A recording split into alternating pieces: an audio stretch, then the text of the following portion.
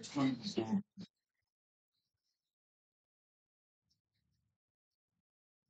one? Can I wash my face? And I'm out of here.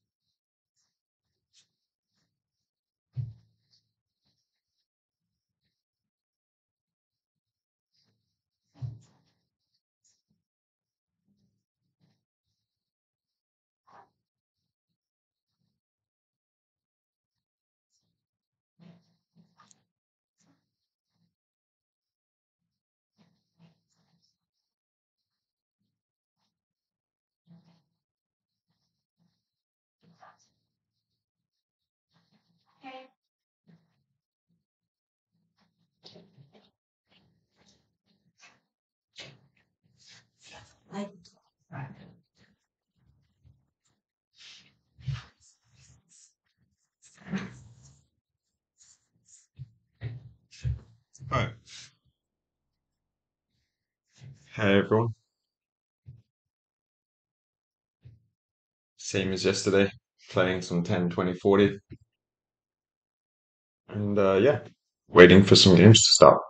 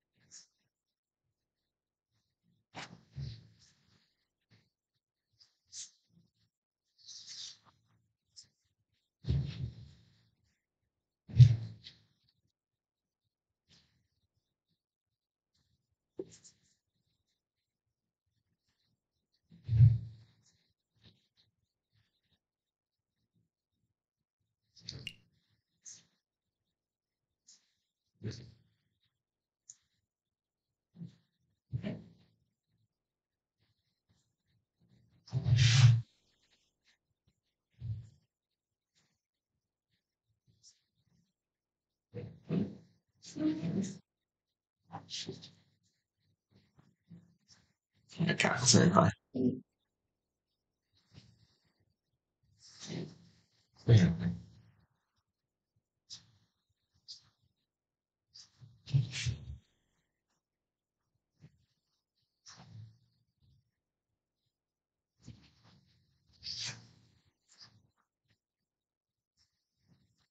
Hopefully we get some more action like yesterday. It's a very fun, especially the kind of hour and a half at the end was a fun game to play and fun game to watch.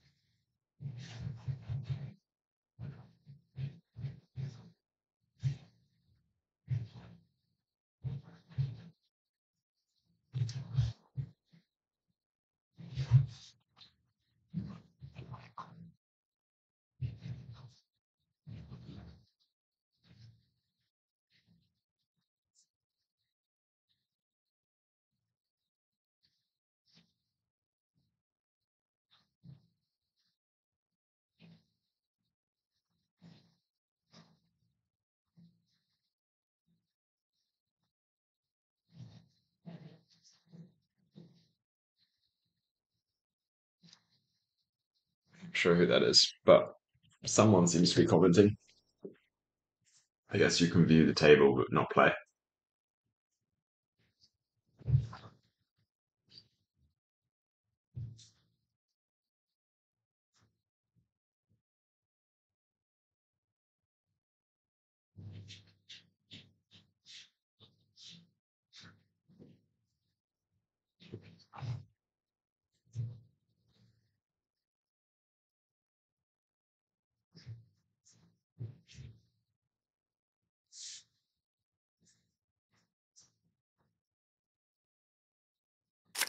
Very nice. Not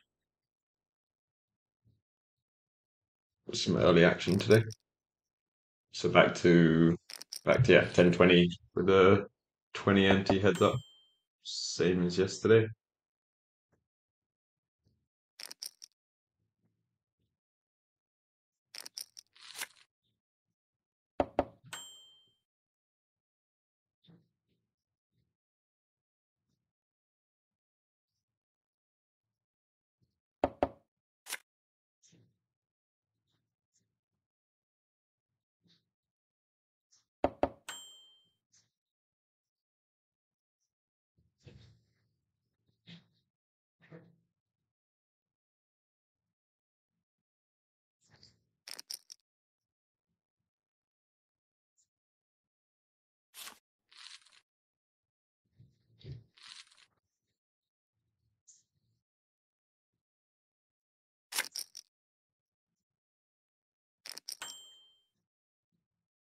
See, I can kind of go either way. Like I can bet. I think I mostly bet flop with the queen three, and then I think I bet turn a decent amount as well.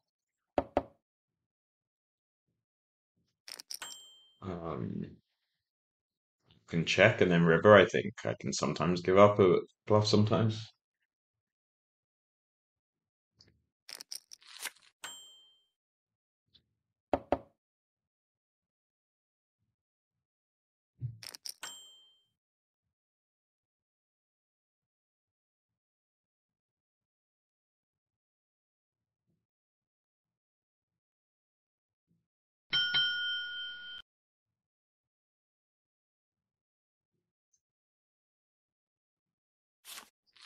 Right. Oh, I forgot. I think I have to press my time bank when I want to use it. I didn't. I was still thinking about that, and I wanted to see what they had as well after through the exposed cards. I think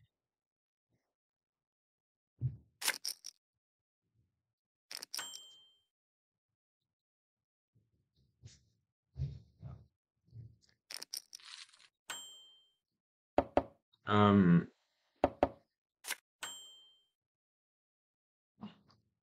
yeah, I think with the queen two, this was kind of loose, but I think versus min raise is probably fine. I think with the queen two, I can raise flop, obviously. I can also just call.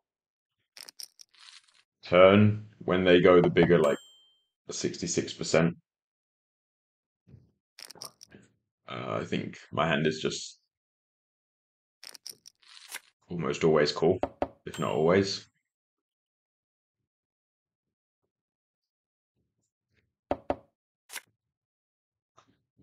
Um, and then river. River, I'm not sure because I have like some trips, but I check raise a lot of them on the flop, and then some of them are just like with a higher spade in. Uh, I also still have like some boats, not that many though. And then I have a lot of just like I can still just have like ace nine, ace eight with a spade, which I think is better. I can have like king jack with a spade, ace five with a spade, even just like ace three with a spade, like ace three with the ace of spades. But then and then I also have like jack five with the jack of spades, which is better. Um, I have other stuff too. So and something like sevens with the seven of spades is going to be a worse hand to call than my hand because they can bluff with something just like 6-7 that's just like tripling, like just triple barreling with nothing. Uh, so you have like the seven of spades, which doesn't really block value because they won't bet 100, they won't bet pot with just the seven of spades. And then you have a seven, like an offsuit seven that blocks bluffs. Whereas when you have queen deuce, like, yeah, the deuce doesn't block value either, but the queen blocks them having boats, and the queen blocks them and just doesn't block any bluffs. So I think I'm probably meant to call the queen deuce there. Because again, even something if I have like queen six with no spade, yeah, the six doesn't block value either, the six of spades, but it does block some bluffs. So I think I meant to just call the river with the queen deuce, and I think I would have ended up calling, but I didn't put my time bank. Um, so yeah.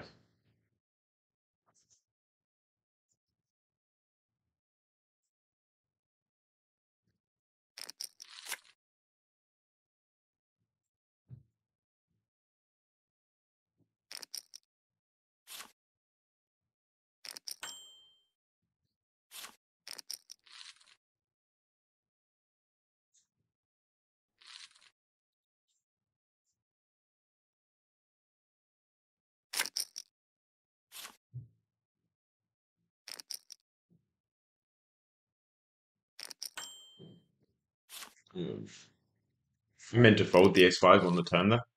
Like I think the flop check is normal, and then when it goes someone half pots and call, you're just meant to fold. Like I'm just behind very often and drawing dead if they have ace six or ace nine. So I think it's like a clear fold.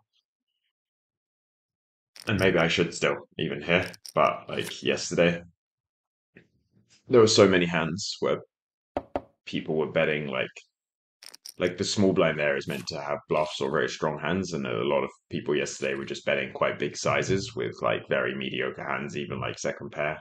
And then this player was loose yesterday. Um, and people, I didn't realize how much. Um, and yeah, people had like this player can still just have second pair when they're just calling one bet. So, um,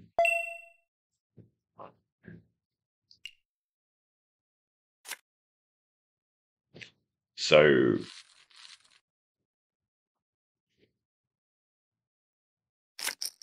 I think it might just still be a fold. And there's definitely normally a fold. I thought that in these games where a lot of people are playing quite a bit looser, um, I could call, but maybe it's just a bit too ambitious even in these games when it's half pot and two people calling. But I think it's fine.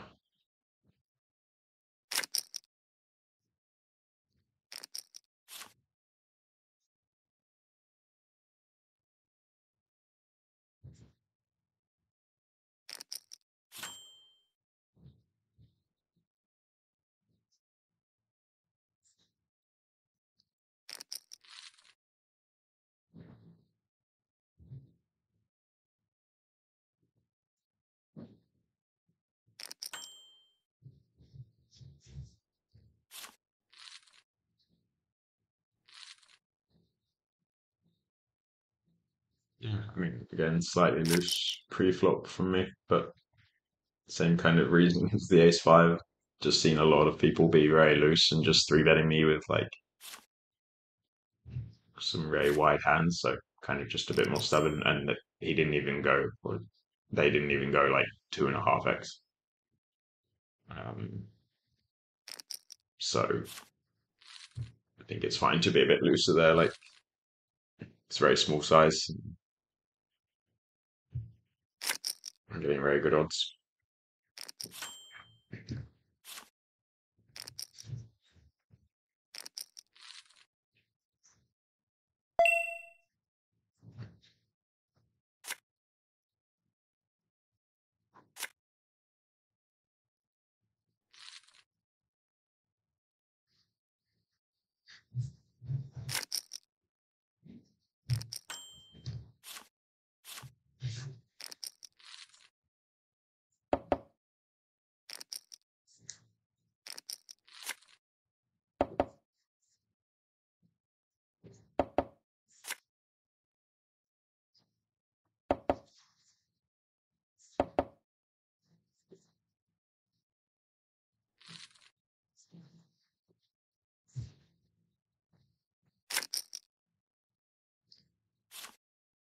Yeah, I think actually, I think I was wrong. I think with the ace five, I should just fold. Even in the looser games, it's just like so hard for me to. Even when they bet half pot, so I'm getting 5-1. So I need like 16%, and it's just so likely that someone just has like at least ace eight, and I just only draw into a five, and then like say some is ace nine six, or say if someone has like ace eight, and then someone else has 7-8, I'm just drawing dead, uh, or like dead to a chop. So I think I should just fold the turn, even when the games are this loose. I don't think it's good.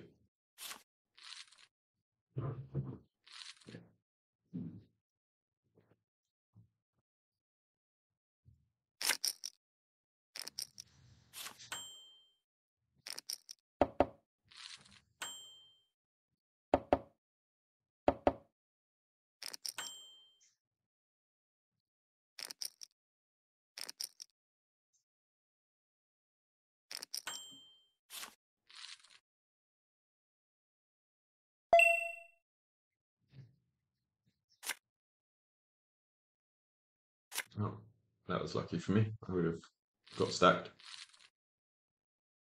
I'll double them up.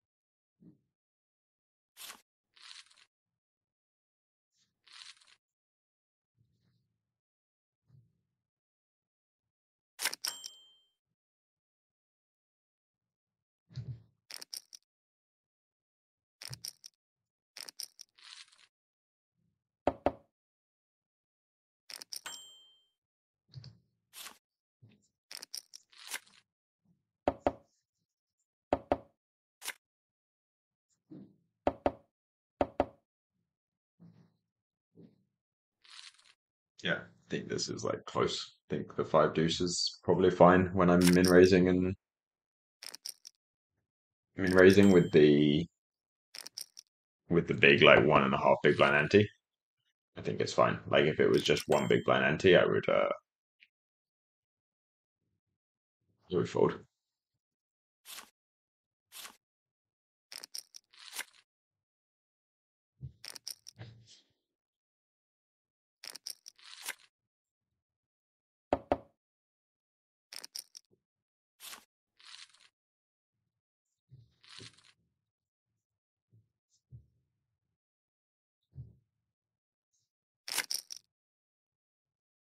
I think that's fine as well. The 9-3, like I think it's tempting to call because it's just like third pot and I have second pair, but there's two people behind and you're just not even doing that well versus the lead. They're going to put a lot. They're going to put money in on future streets often as well, and then these two players can still raise or call behind me. So I think you just have to make high fold.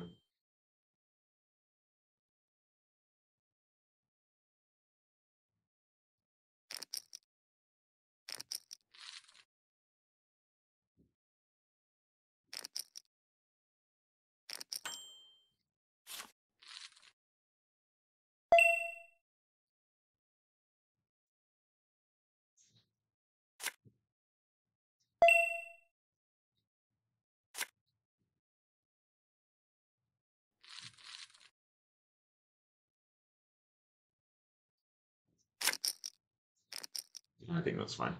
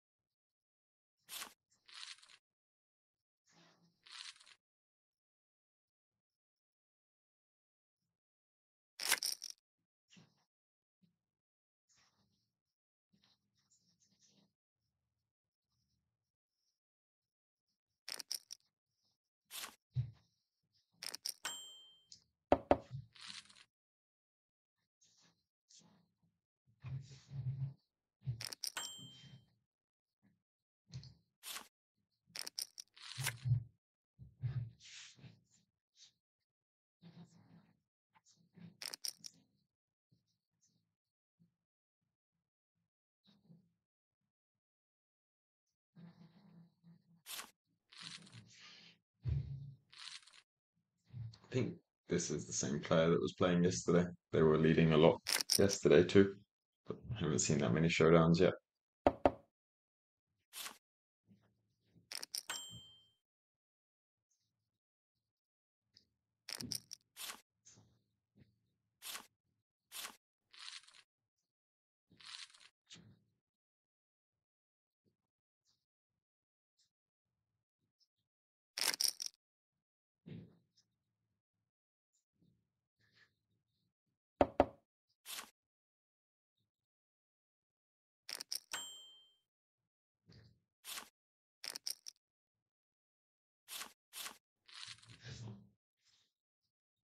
I think the ace nine is fine. Like I'm not quite sure, but it's. I think we need to go a bigger size because there's just so much in the middle, and then it's like someone who's posted and checked, and then one limper in the straddle. So base like a lot of people who can, one person who will kind of rarely have anything good because they didn't raise, and then one person who checked. So I don't know whether they'll check everything after posting or whether they'll just check some stuff and raise some stuff. Um,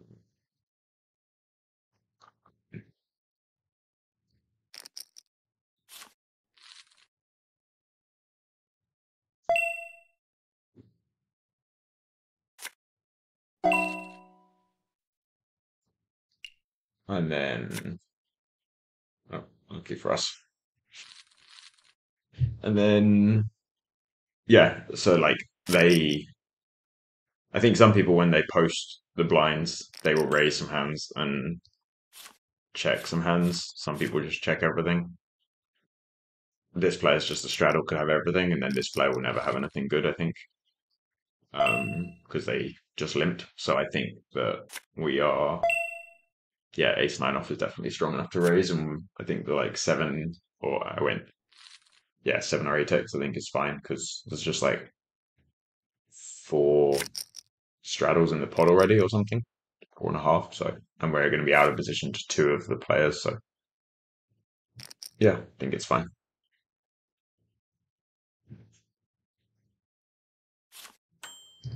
That was lucky with the Jack 10.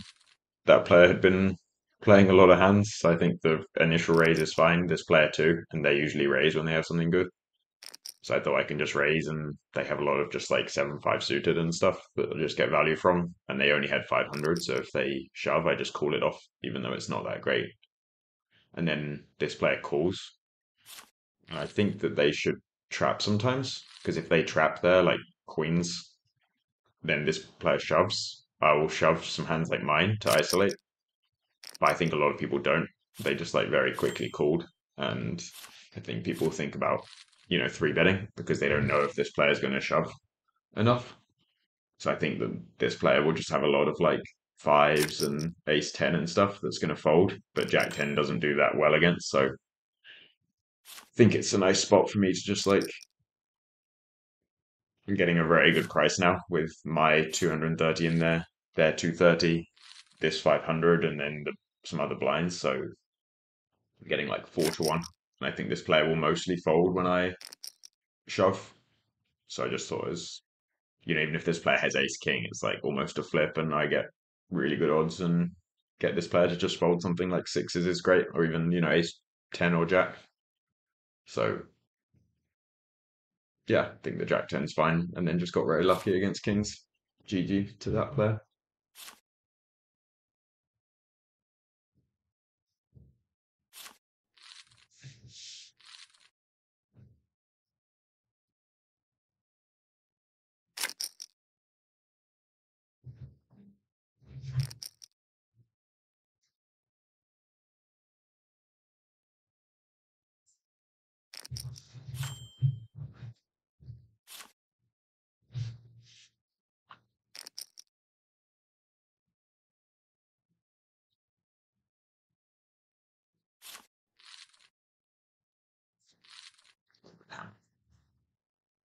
Um,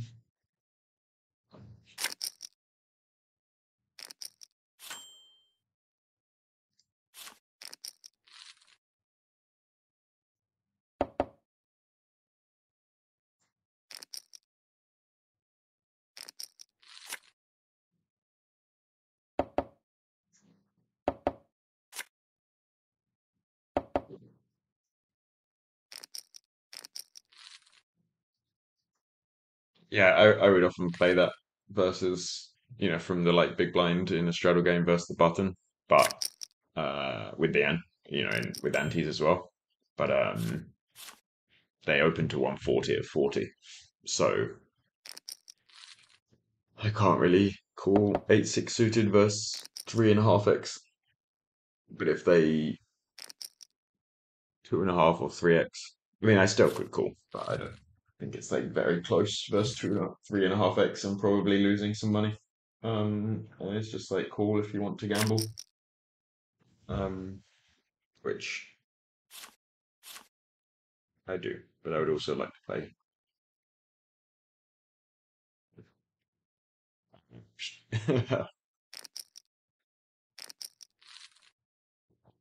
kind of in between wanting to gamble and kind of wanting to figure out the correct thing. Um,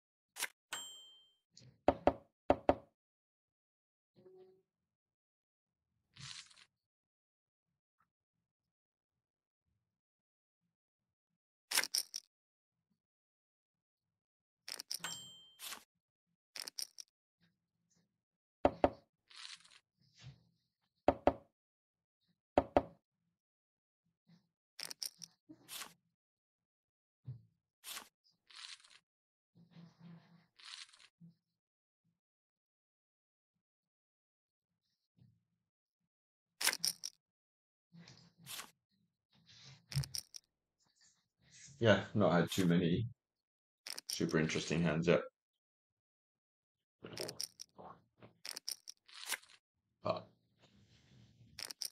reasonably seems like an okay table for action. It is a little tricky sometimes, just like playing these three blind games. It's definitely, better with the ante.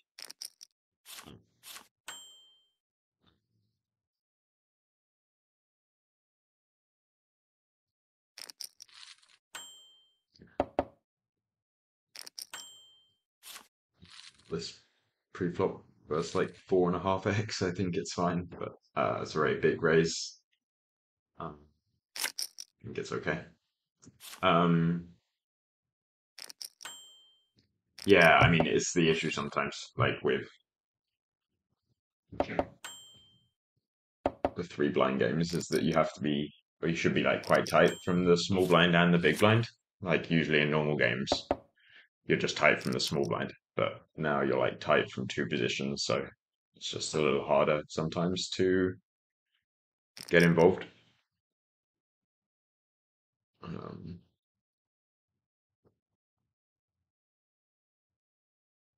but yeah, I mean, kind of goes both ways, but it just means sometimes you get some like, if you don't get some good cards, you have like dead patches of not playing much. All right, so now we're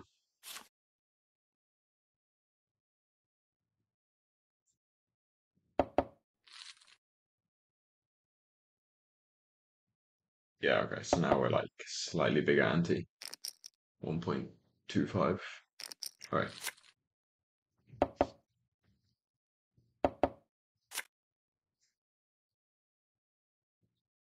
I don't think I've played this player before. Not sure, but when they brought in very deep.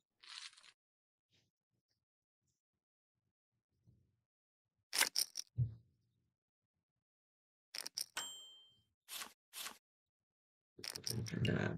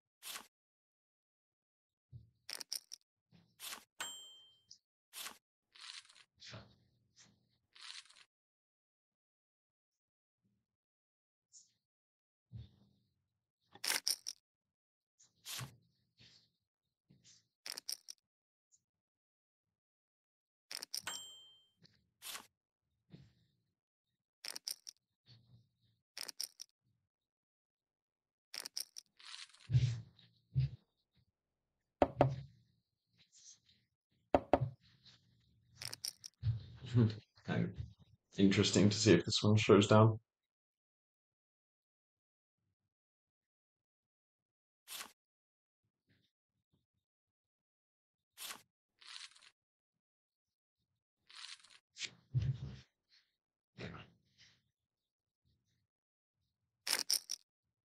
I haven't moved fast enough today with the clicking the expose cards button. I kind of wanted to see. It's an interesting hand because they limp the button and then call.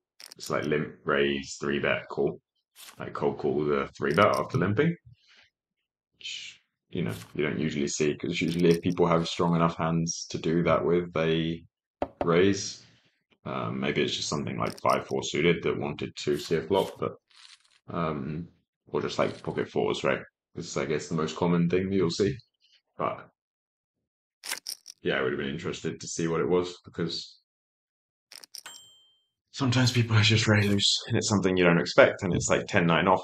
And sometimes it's something very strong that you don't expect and it's like tens that they didn't raise the button with. So I would expect it not to be that considering this player's been raising a lot. So I don't see why they wouldn't raise tens. I would expect it to be more like the loose side of fours or something. But if it's fours, it's kind of reasonable. But if it's like four deuce suited, then you kind of want to know, and it's useful to know. Um, but I've been very slow with the exposed cards button, so it's my own fault.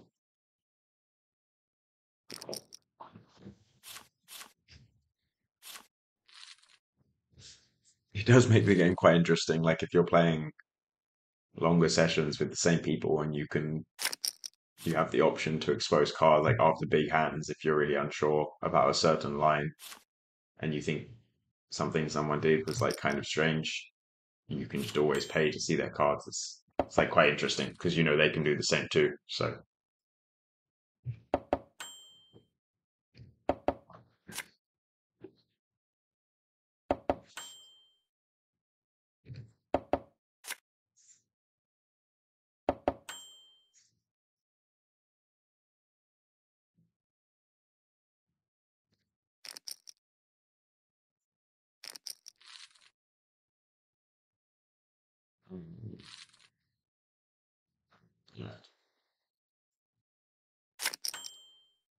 It's weird. I didn't expect them to like buy in for five,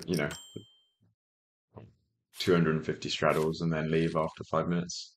Thought they kind of came to play, but I guess not. I think the 9-10 is fine for me. Like when they limp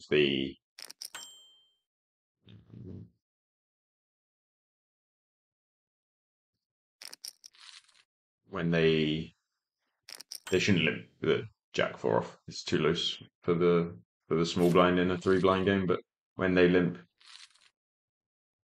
you know, it's you don't just want to always bet when you have anything on those boards. And like the Jack 10-9, there's going to be a lot of runouts that my hand's not that strong by the river. Like the runout that happened, obviously I hit a 10 on the river, but if the turn's a king or a queen, um, even just like an ace or a 7 or an 8, there's just so many, or a jack, there's just so many turns, like half the deck where suddenly I don't want to put a lot of money in. So it's fine to check back and have some strong hands when you bet the turn in the check line. So you don't just want to always bet, just because you hit the flop in those spots that are very wide ranges. And yeah, if you're like bottom 2 pair is usually a pretty good one to check.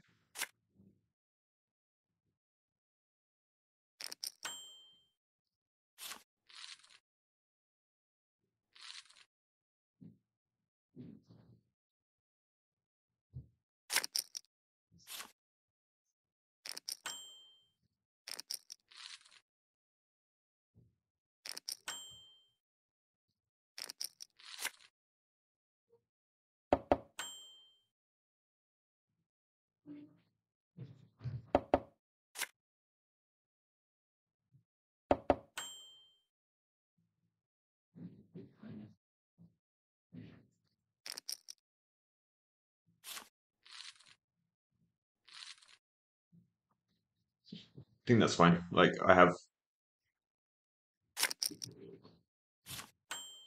a lot of my floats on the flop would have like usually I'm kind of floating a lot of the middle stuff, so the middling cards. So as in my like I have my straight draws and stuff, but the floats that are just like high card with a heart, like Jack 9, I'm floating Jack 9 there, but I wouldn't float like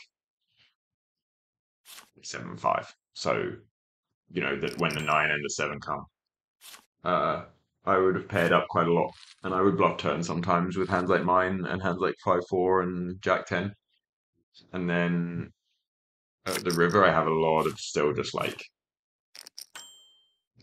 King Queen, King Jack that I can value bet, and then a lot of ace-x, like because I don't really want to bet the turn. Um,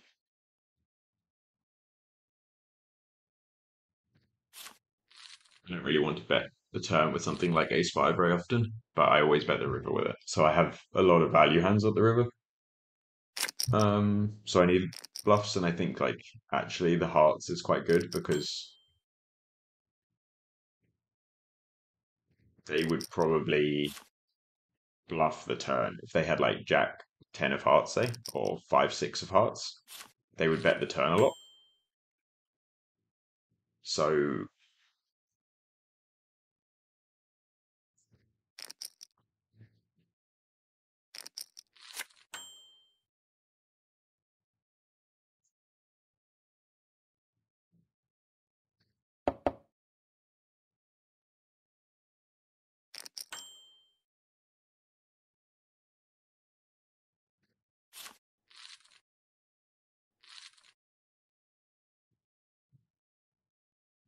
um so yeah, it just like it makes it more likely they have air, right? Because the hands that they won't bet the turn as much are just like Jack 6 of clubs or something, and then maybe they just give up on the river. So when I have the hearts on in that situation, I think it actually makes it better for me to bluff. Um, the ace 10 I think is normal. Like I think I can bet the flop for big or smaller. I think it's kind of fine to bet smaller, and maybe they float some like king 10s and stuff. This is a little wide open, the 8-5, but in a 3-blind game, but it's fine. And I kind of want to play hands. You know, it's hard to be too bad. Yeah, I think the ace-10 is pre-flop is I can call as well. But I think squeeze is quite good. People are quite loose in these games, so it's just like value 3-bet. And then I think flop is kind of close. I can do anything really. I can check, I can bet quarter, I can bet half, and it'll all seem fine. And then turn, it sucks when they bet quarter pot. I think I just have to check fold. Like I would check a lot of hands on the turn, and ace-10 is just not that strong.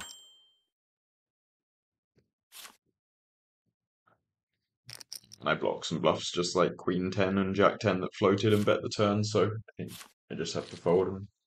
It's a little sad to fold to like quarter pot, but not much else to do.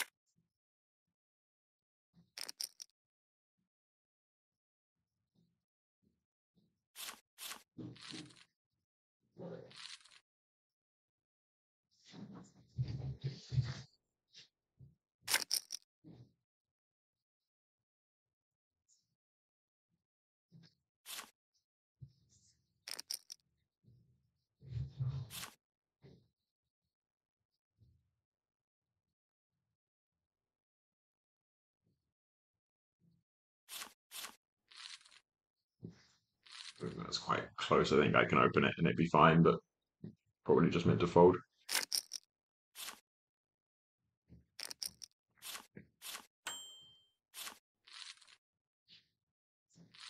I like this person's avatar. I haven't seen that before.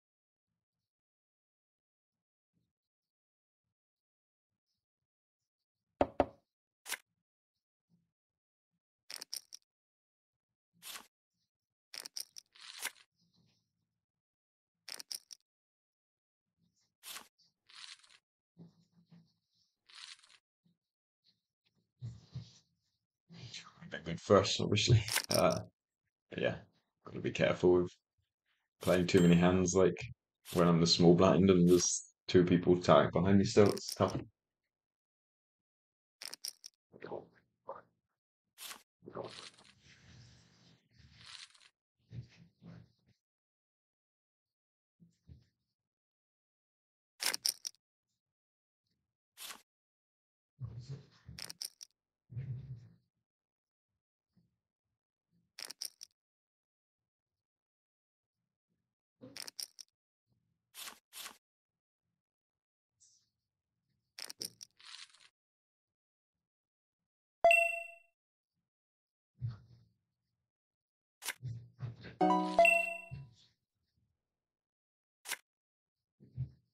It's a fortunate run out for the ace-9.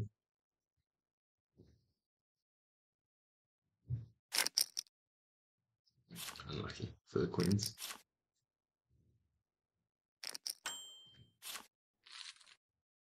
That was just 3-betting call off the cold four bet, right?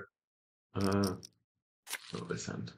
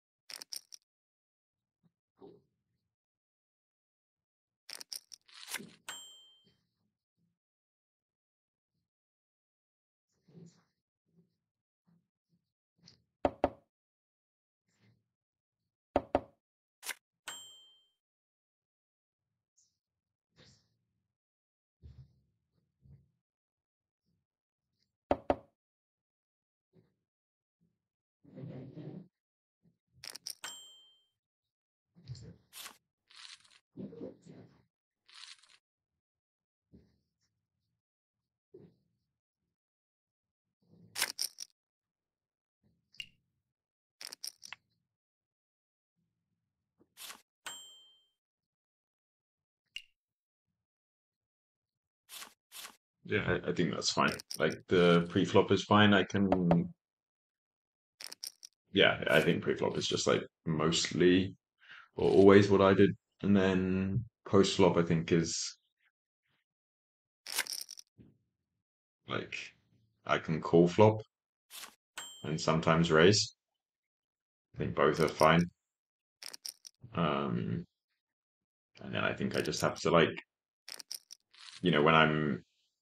when I'm raising flop, it's just for like some value. Maybe I get some floats from like ace, king, ace, queen, and I also just get some value from maybe like sevens or draws. And if I get like queen 10 to fold, it's fine for me. Um, so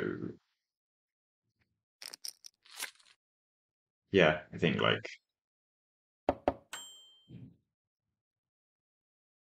quite normal. And it's fine. And then on the turn, I just like check on the queen, and then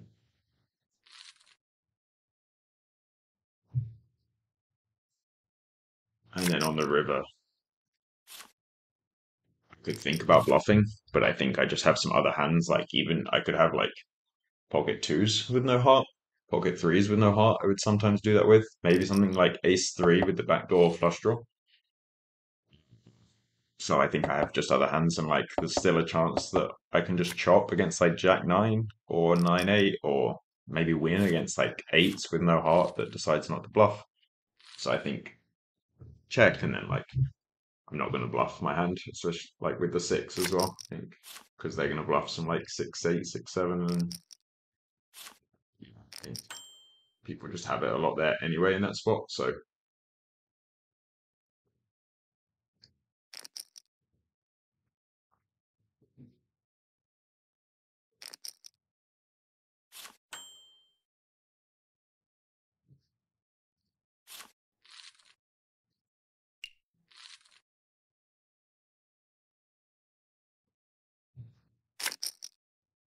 um,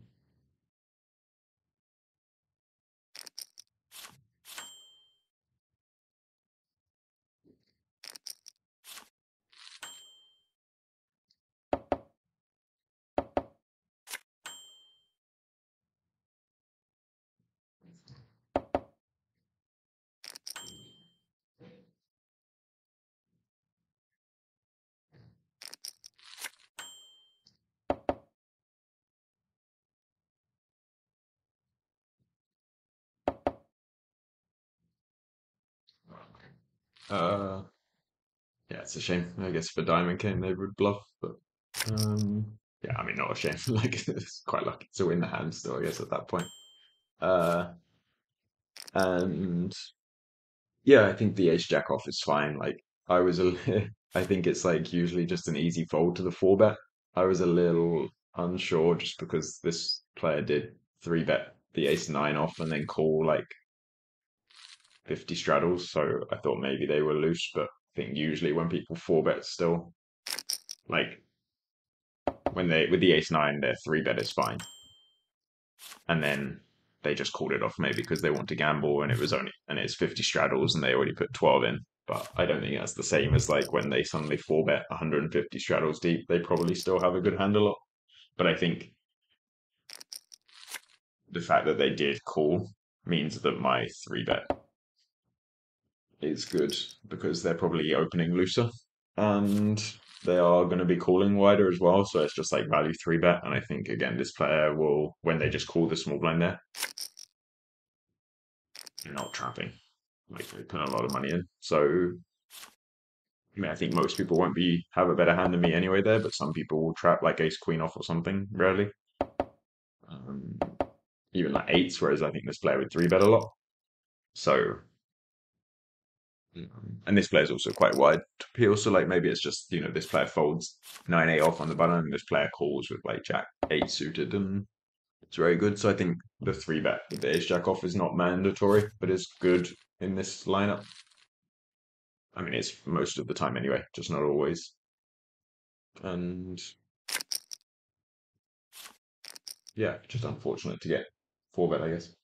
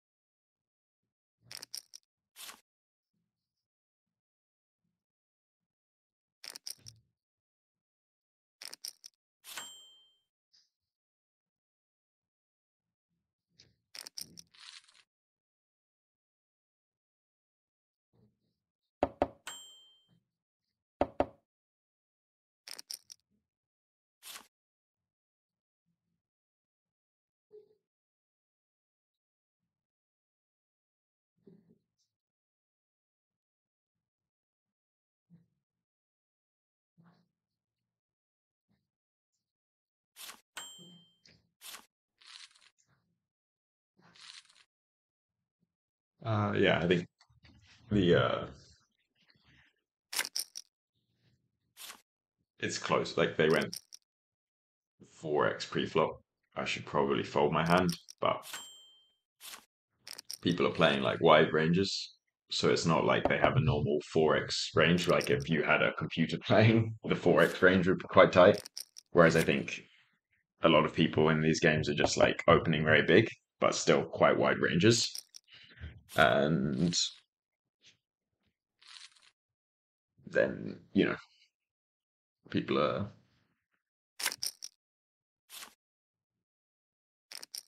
yeah, I think it's fine for me to just like complete with the queen four. Like I wouldn't with something like 9-4, but I think the queen is high enough. Like I can make good enough flushes and good enough pairs sometimes that it's fine. And you know, kind of also wanting to just play some hands. So in the spots that I think are close, I'm gonna usually take the action that allows me to see a flop.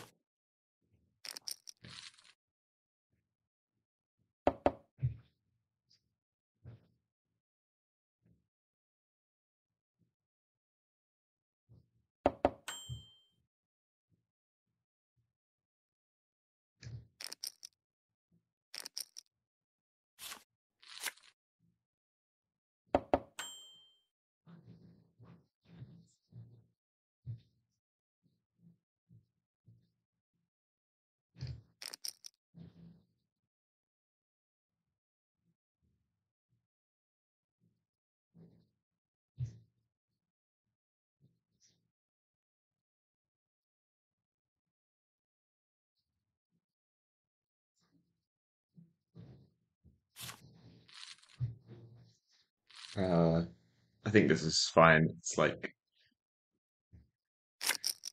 I think that when they call, when I like they're the big blinds, so they won't have the strongest ace-x, and they probably won't have. And then like when they call the flop, they have some weak flush draws, some maybe hands just like sixes, and then some like jack nine and stuff. And I think that when I carry on betting the turn, even though they have a lot of ace-x, because they have more pre-flop, like they'll defend ace four off, but not nine four off. But then there's also two aces on the board, so it's a bit less likely. I think that when I bet the turn, it's very hard for them to continue with just the nine, because if I have a hand like mine, I can still win a lot. And if I have an ace, they're drawing dead. So, so yeah, I think it's fine for me to bet. Like, I'm only betting half pot. I need it to work a third of the time if I didn't have any equity, but I can still hit a diamond and outdraw an ace. So I think it's kind of worth it for me to just bet half pot, try and get them to fold queen nine, pocket sixes, and then I would check river if I miss and value bet if I hit a diamond and hope to get some more money.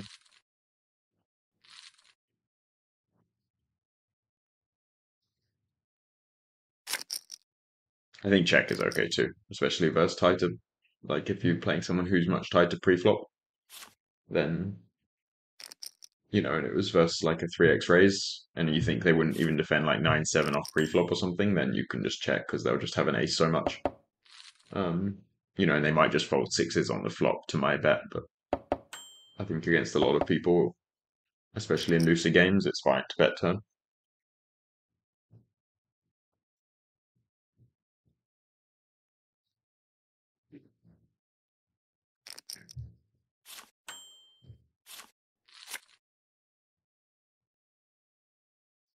There's a lot of a lot of liking going on.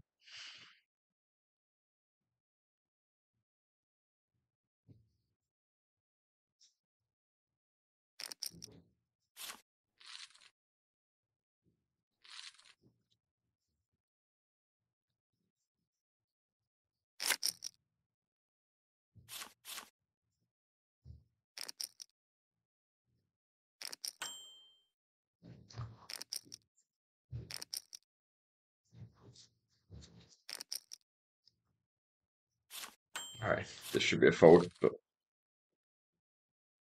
I wanted to see a flop and I got punished. Um, yeah. Thanks to anyone who sent me a like, by the way.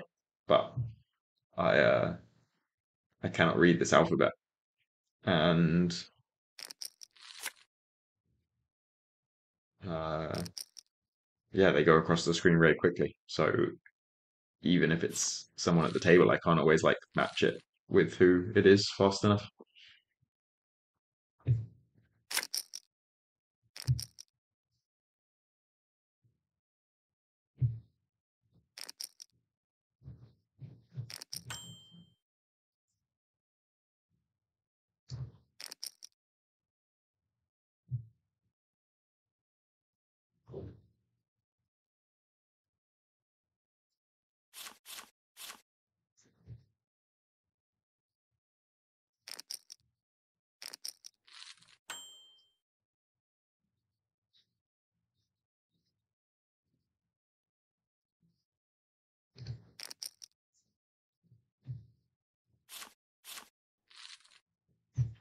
Right.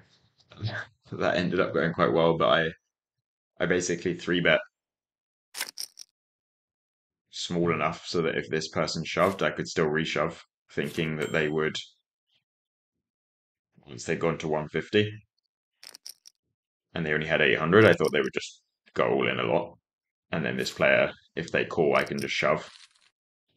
But then they called, and then this player called because my three bet was very small.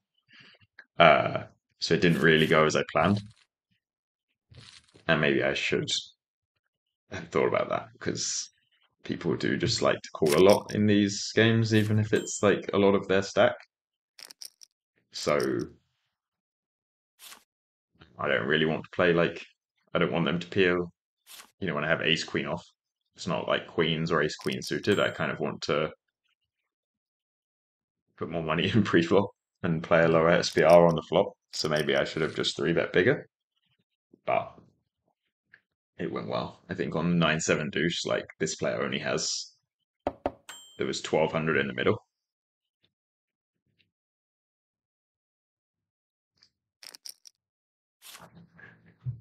Um, the player here only had like 300.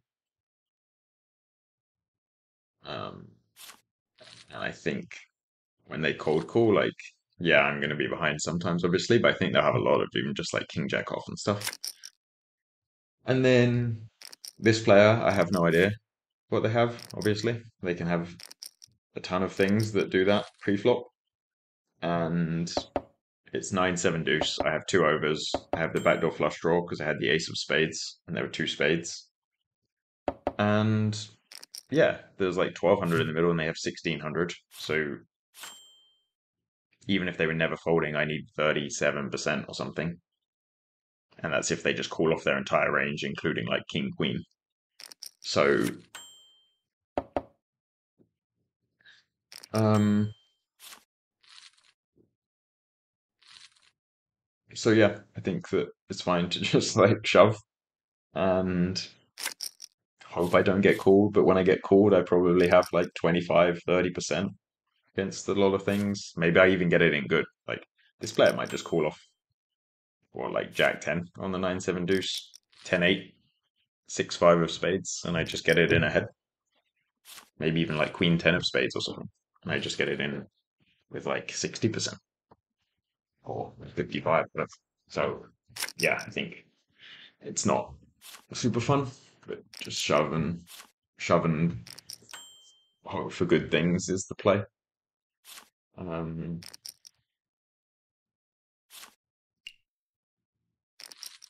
I think the ace 5 I had on queen 5-4 again is like I don't think it's very fun when you're playing 5-handed and someone bets half pot.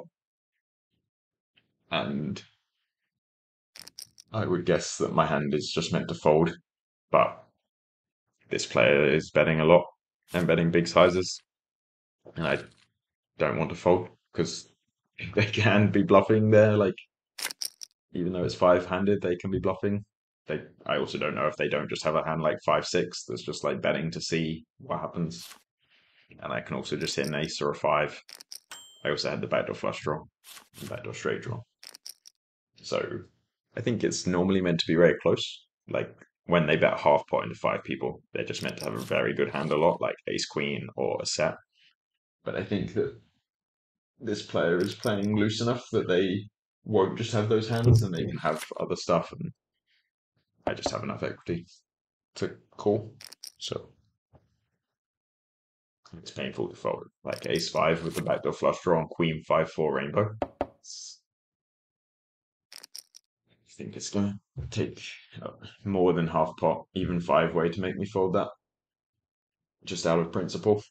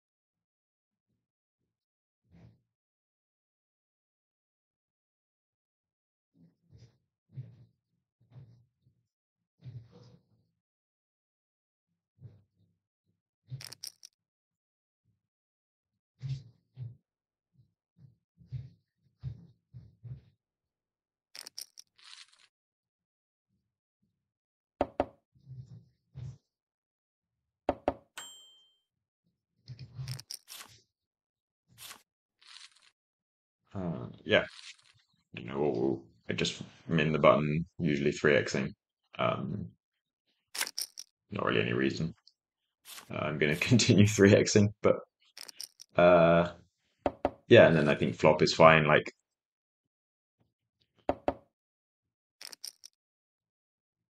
mostly I would bet slightly smaller than that, like third pot, but I think my hand is a very good one to bet. Like I have the 6 with the backdoor flush draw of the six, like blocking 6-7 and stuff like that. So I can turn some straight draws. I have the ace blocking the flush draw, like it was, the ace of spades with two spades on board. So I think it's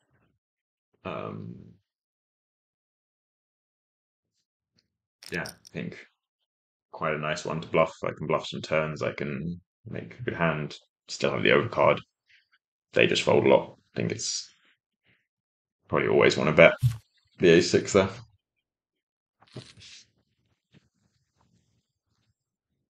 They had the 10. Needed to play against that person. Yeah.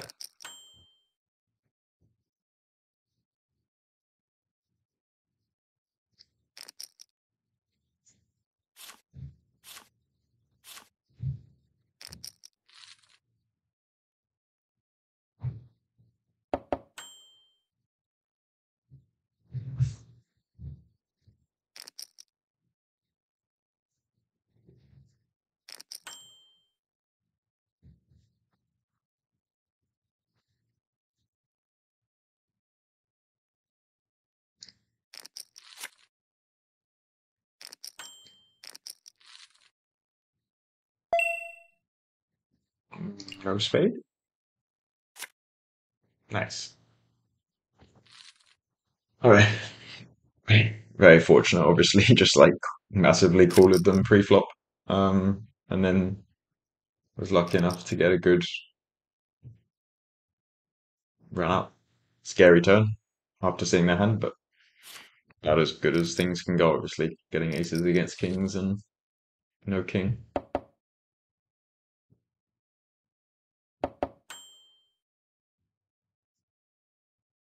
Yeah, it is true.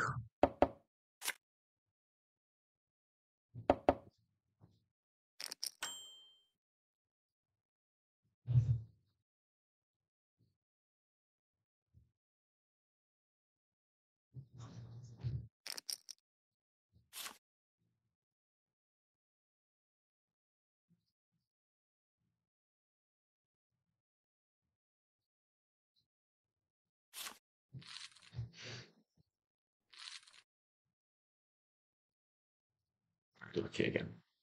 Uh, Although for a smaller pot. I think the eights, like, I wouldn't bet flop very often. I think if I had something worse, like if I had pocket twos or pocket threes with the spade, I would kind of always bet flop, where I can fold out like pocket sixes and I can still turn a set.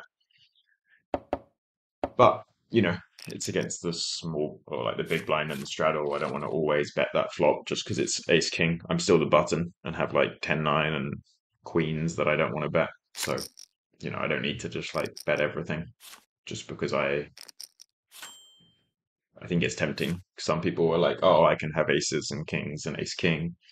So I just bet everything. But, you still have a lot of other hands. It's fine to have some checks. And I think eights is like reasonable. I still just win against sixes a lot. And, you know, something like 6-5, if it turns a six, still doesn't beat me. Whereas like if I have pocket twos, folding out sixes and folding out 6-5 is like both good things. So yeah, I would bluff those small pairs and not bluff eights. And then on the turn, it's like I think I just mostly want to raise. Um, just like put a lot. They only bet third pot, and I just want to put a lot of money in before like a straight or a flush card comes.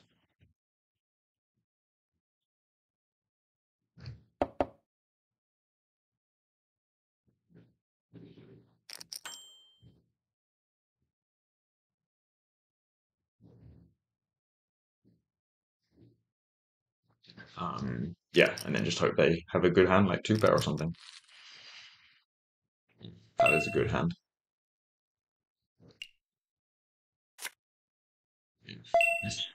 Uh, Makes sense. Does not feel like I'm gonna win this one very often. A6 of hearts.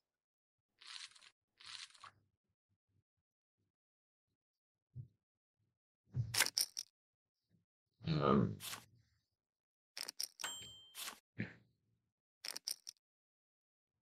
yeah, it might be wrong, but like I think the jacks there, I meant to like bet flop a lot.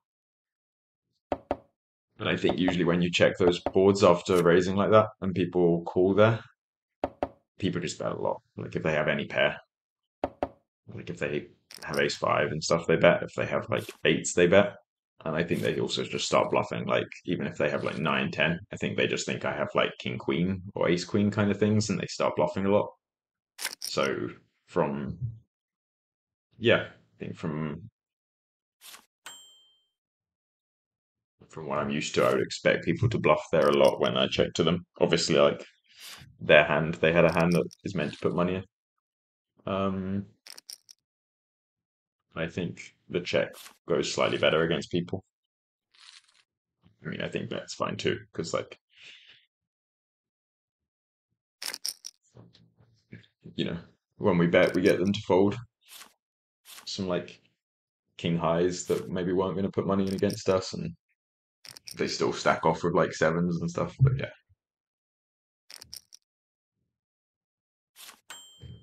this was a little loose pre-flop, but it's fine.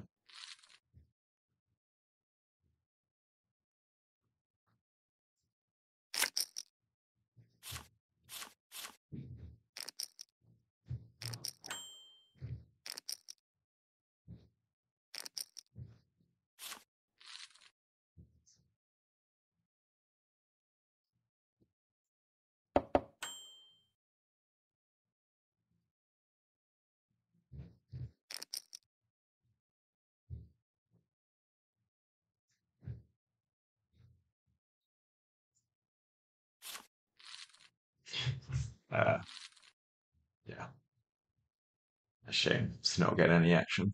What a crazy flop from my hand. It's going to be hard to see a better flop than that today. Uh,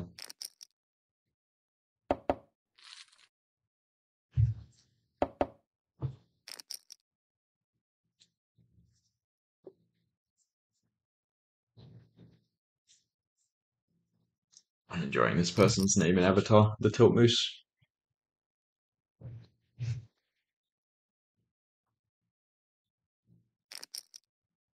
I don't think this counts, but that is the animal that's on the top of my list to see before I die. Tried to see one in Canada a few years ago, and they're quite hard to find in the wild.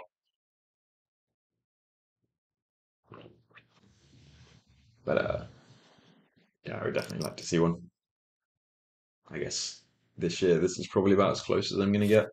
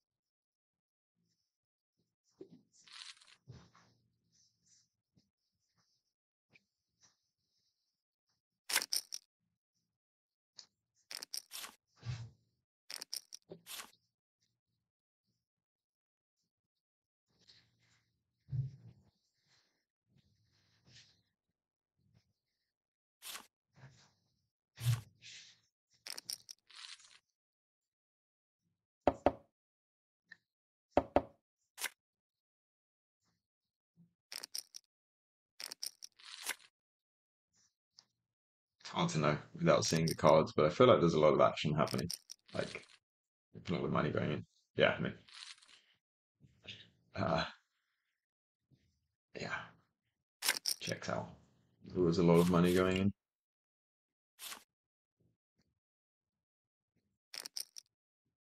Not that one. What happened? Was that just like raise and triple barrel? Okay, so they limp.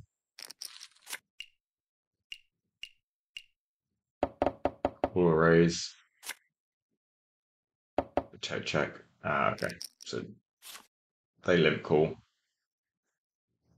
and then bet third pot, and then bet half pot. Yeah, I mean, I think that seems fine from the ace-8. It's like a good hand to bluff catch with on the river and played normally up until then. And I think the knight-6 is a little loose. Yeah.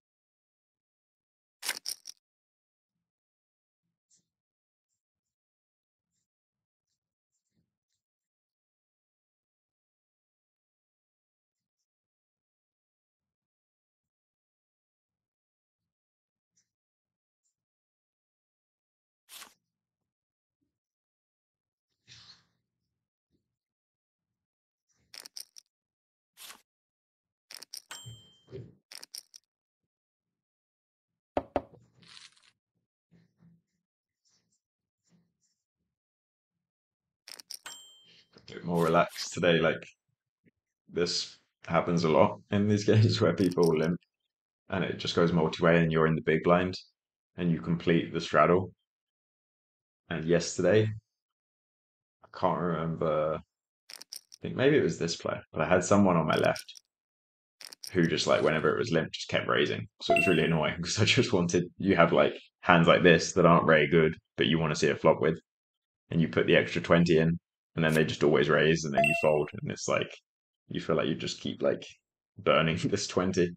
But today, been able to like see a few more flops. But yeah, I think it was this player tomorrow just making it very tough for me to actually see a flop in this position.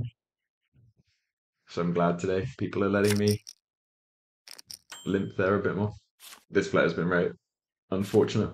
Yeah, that was quite a bad session for them. They just got kings against aces and then two against top two in a limp pot. It's like not much you can do.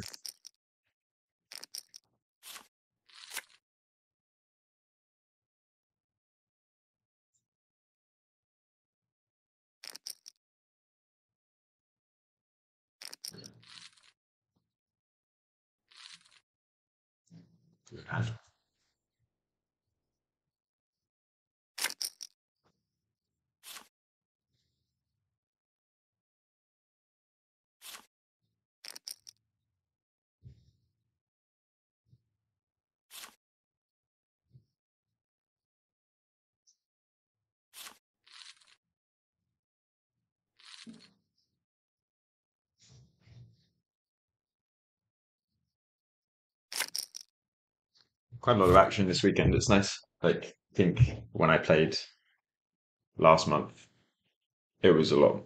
I played a lot more like kind of heads up and three-handed, which is also a lot of fun. But it is quite nice playing these six max games, especially like with the big ante too. Um, when it's six players, there's one and a half straddles in the middle as the ante, so you get to play some like wider ranges than usual. Get some action going. It's definitely fun.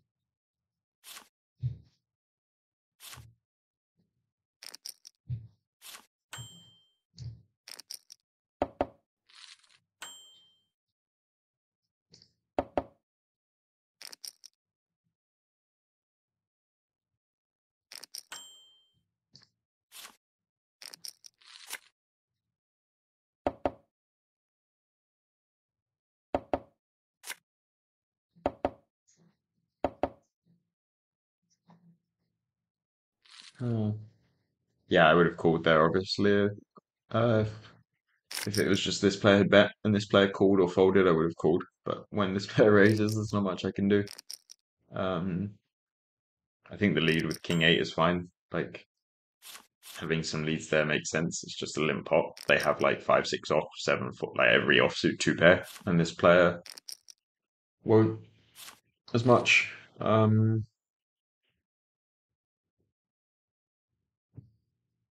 I think the raise with 10-7, I guess I think they're just raising, like people like to raise just to kind of shut down the action, just so they don't get bluffed as much, make the turn a bit easier, like they get to see a river, because often what happens is this player will call and then they get to check back the turn, but I don't think there's that much point in raising 10-7 there. Like you can even just get flop 3 bet by people, like they can have by value, and they can just have like 9-6 or something and just 3 bet you. And even against like there's not that many hands that are just like 5-4 or something. And if they have something like 9-6, even if they call, it's not like you got that much value against it because it just has a lot of equity against your hand. So I think it's just like you still have me behind that can have something good. So I think you just like call the 10-7 on the flop, and then like yeah, you may face some harder decisions on the turn, but that's fine. Like poker has hard decisions in it. I think you don't want to like base your play too much around avoiding hard decisions because yeah, it can lead to some less than ideal plays.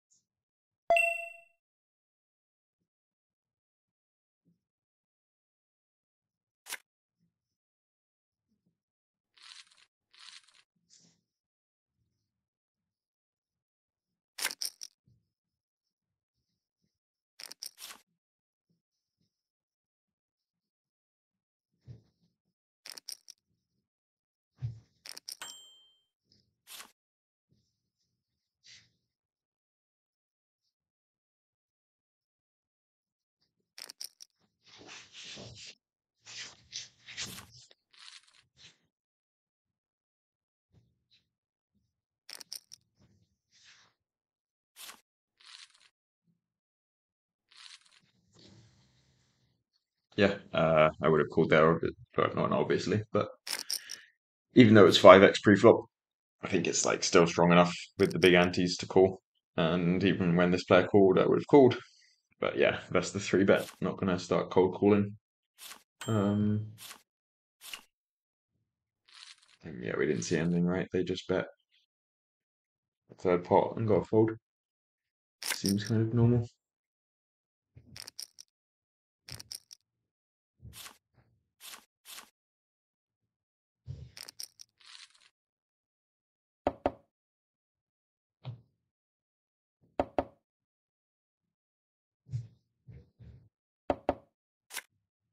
This player has the WPT trophy as their profile photo. I wonder if that means maybe they have one already, or maybe they want one. I feel like most people want one. So, I mean, this next WPT event is going to be kind of crazy in Vegas. It's like 40 million guaranteed, I think, for a 10K. It's like quite absurd. Um,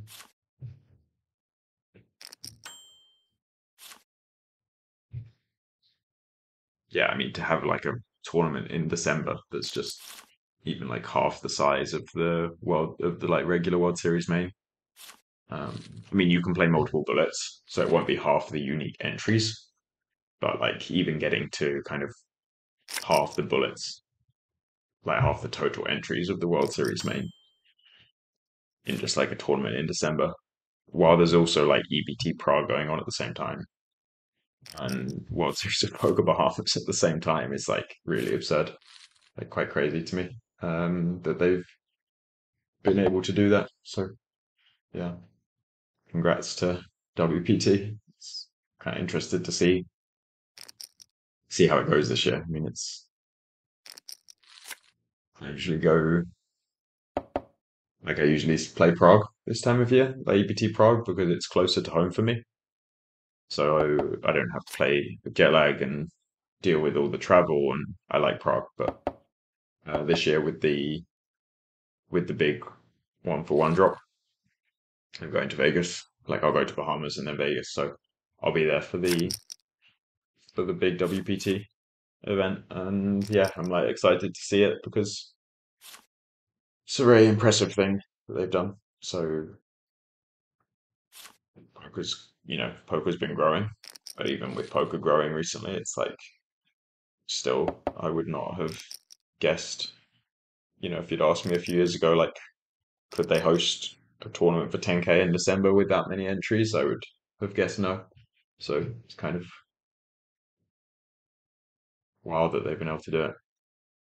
Um, yeah, I mean, and then like I was saying yesterday as well, like the WPT event coming up in Jeju is like, um, my maths is just not good on this, but I think it's like 700 people guaranteed for the main event, 700 bullets. It's like, yeah, some really big fields that they're managing to get. It's quite impressive and fun if you're a poker player. Some like really, really good big games to play. And like wherever you want, you can. It's obviously not exactly wherever you want, but most areas of the world, like most regions, there's like something big and good you can play quite often now. So it's like quite nice.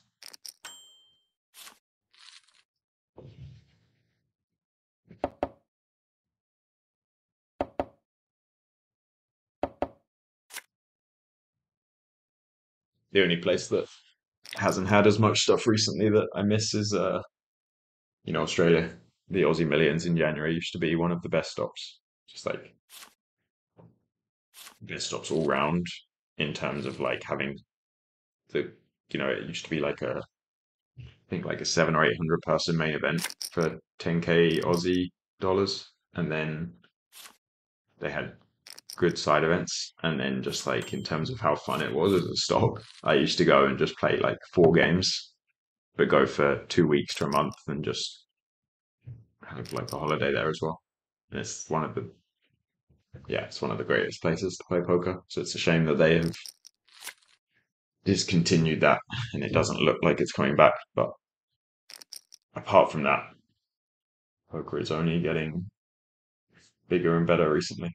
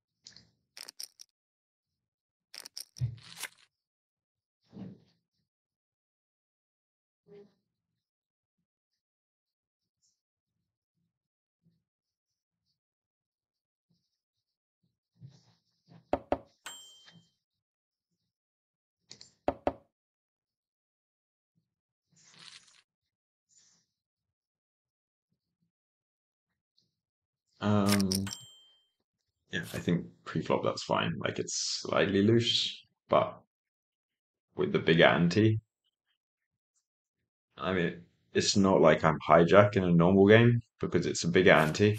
and I'm in position to 3 people instead of 2. So it's just like more likely I play the pot in position. So I think it's fine to open my hand. And then on the flop, I would just like always bet. I think I can bet big sometimes as well, but mostly just small bet. And then I think it's interesting on the turn. I think it's tempting. Like a lot of people would just check, but I think that having the having the heart is very good. Like the blocking the backdoor hearts because they'll have some like ace 7 of the backdoor that call the flop and then call the turn. I block those. It also means I can like bluff if the river comes a heart. I can bluff my hand and block them having the nut flush. And then the 5 is just kind of good. Like it's Jack 10 2 clubs, 1 heart, and then turn Jack of hearts. They'll have some just like 7 4 of clubs that can't really call the turn because it's a flush draw on the flop, but now they're just have 7 high and 1 card to come. They can't check call 75%. But those hands will bluff me on the river, so I get them to fold, stop them bluffing me, or like hitting their flush. They have some hands just like King Queen, Queen 9 9 8 that don't always check raise flop, the straight draws. My 5 doesn't block any of those, so make it more likely they have those, which either have to fold or call and I'm ahead of.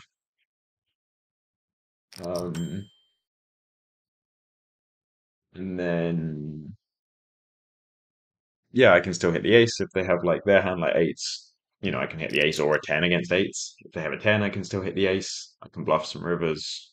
I can maybe hit the 5 and win if they just have like a pair of 2s that they call with or king queen.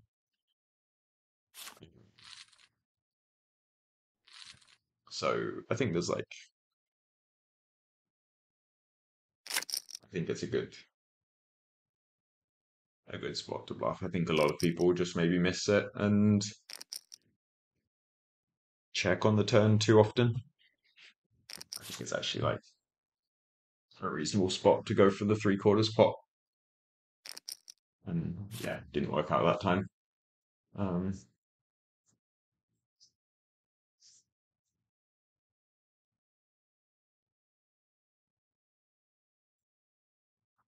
yeah, I think if you compare it to something like ace 8, you want them to have like 7 8, the gut shot on the flop that will check fold turn, or queen 8, uh, or 8 9, like all those hands is like you want them to have. And maybe they check raise ace 9, 8 9 a bit more often, but they can also they have 7 8 and queen 8 that they will check call quarter pot, but they won't always check raise. So something if I had like ace 8, I just wouldn't bet the turn. Maybe ever. But yeah, I think when you have ace 5, it's like a good option.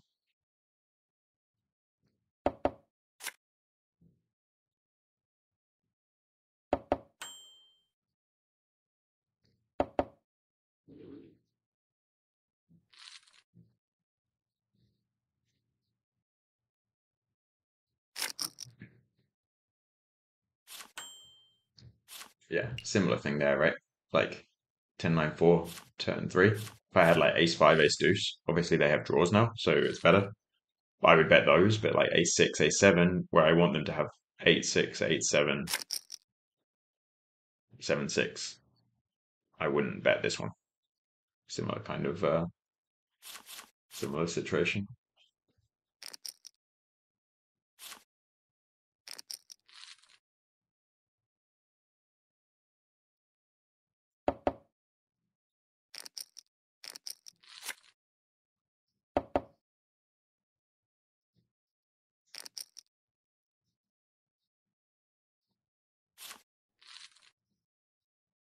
We mentioned the jacks. I think it's just kind of normal. Like if you're in a maybe if like you had a situation where these 2 players were very loose and this player was very tight, you could just call and hope they call behind and see if you hit jack or like at least a board with no high cards and then go from there. I think like this player is not. Oh, wait, is it the same player? Did they change? Maybe I'm just talking about someone else. I didn't. Uh,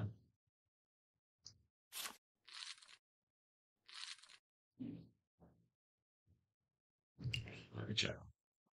Play this hand, I guess, and then see.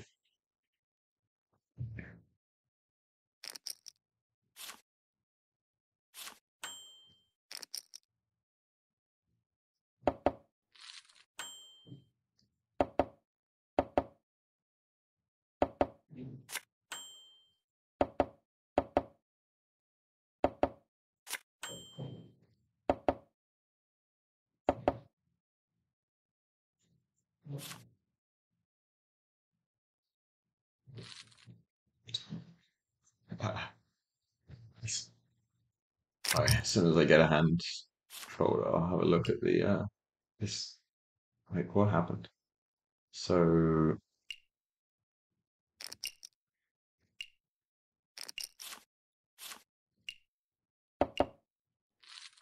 it was this one. Okay, so it's just a different player there. I did not realize that the player had changed. I should have known. Like the avatar was very different. Um, the player that was there before that I thought it was just had been very wide, so I think it's just like easy to get in. This player is new. I've not played them, so I will kind of just assume that they are. I think all I can do is just assume that they're kind of similar to the average player in these games, which the average player in these games is like quite loose. Um, and I'm like more than happy getting jacks in there where it goes open call and they squeeze. It's like people squeeze so wide. They can just have like nines or eights for value that I stack. So yeah, quite happy to four bet jack small there and get it inverse then. Maybe if like one of the other player, like the opener, then shoves and then they shove as well, then I would have a decision and probably have to fold. I'm just gonna go to the bathroom real quick.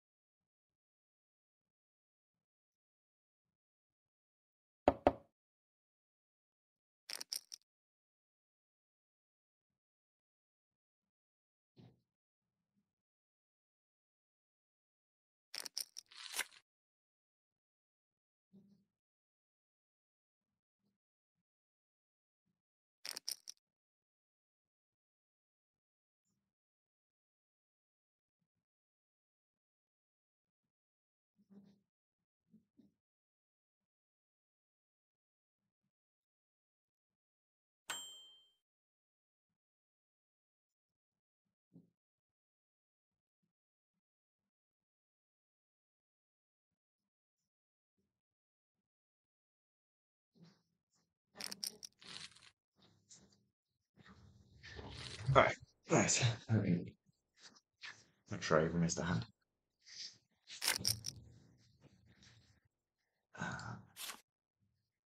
Oh, I did miss some action though. What happened?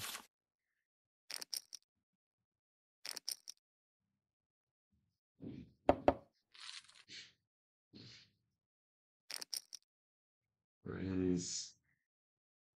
Cool, cool. Cool. Bet cool.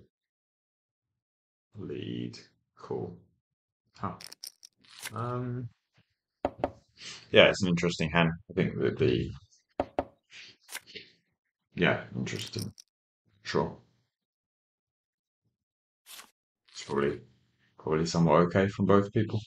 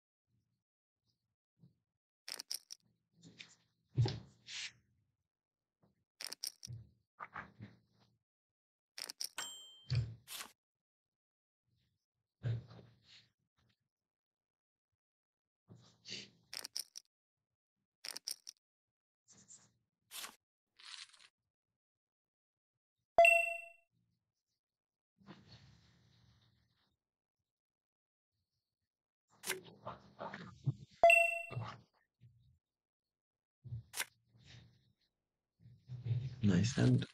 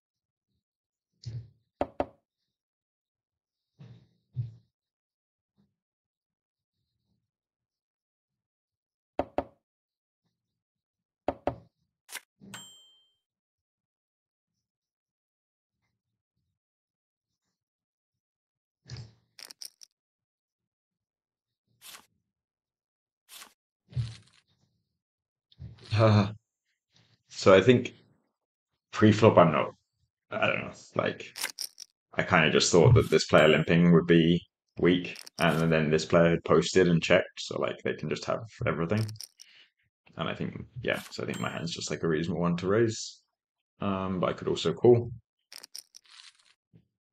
Then this player cold calls and they call when I went, eight straddles. So they should both be kind of tight.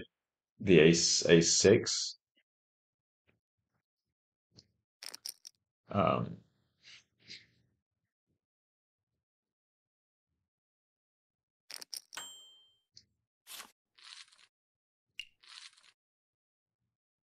yeah, the ace a6, I think, is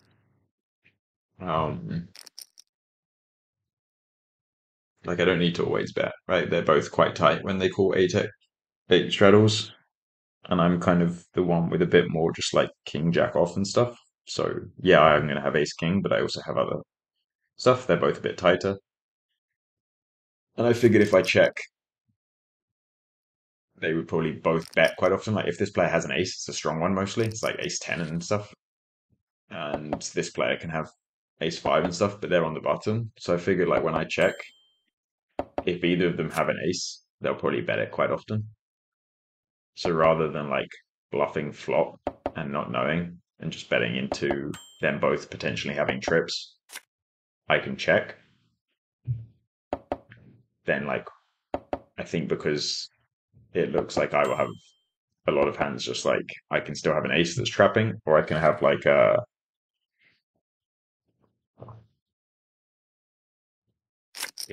kings, whatever, that's not going to fold.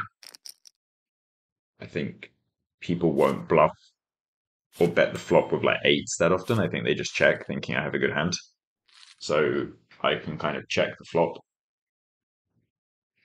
Then if someone bets, I just fold because I think they'll have trips mostly.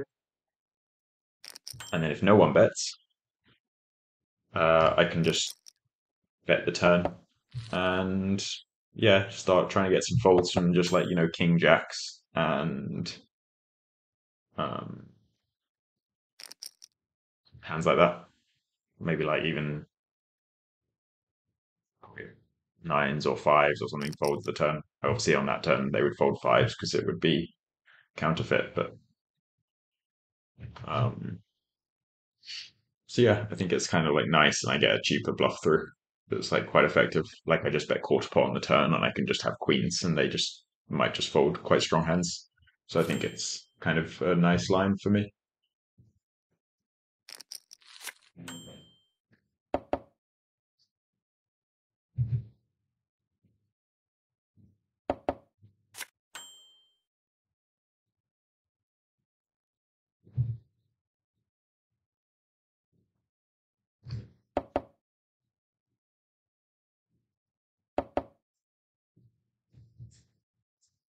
Um,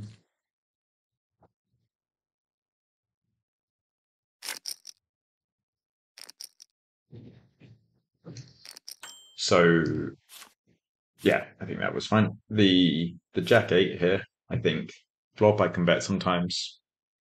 I can still have like I wouldn't always raise King Jack versus this limp. So I would have like Queen 10 off and stuff always. And King Jack off a lot. So I can bet flop sometimes, call the raise, and then the river seems like if they bet the turn, I would have just folded because I'm not even drawing to the nuts, I think, and like the king is, but the nine is not. They can have king jack. I mean, depending on the size, if they bet half pot, maybe I have to call, but if they bet big size, I would fold turn. And then on the river, I can like bet or check. I kind of thought that, I mean, maybe I should bet, but I kind of thought what was happening was that they would either have some, like, when they check the turn, either they have a draw that check back, or they would just have some, like, hands that were thin value raises on the flop that now just, like, didn't want to go for three streets. So maybe something like queen 10 or ace 8 or something. And yeah, I thought that, or they have like or they have a draw that's fair. So I kind of thought that if they have, I don't think they have that many just like queen jacks. I don't think they raise the flop. So I thought that, if they have something that's going to call, it's mostly going to be those thin value raises. And I thought they would bet the river themselves anyway. So me betting or them betting is the same. And then me checking allows them to just like bluff when they have a bluff as well. So I thought I'd just get more money by checking. I think that seems reasonable, but I'm not sure.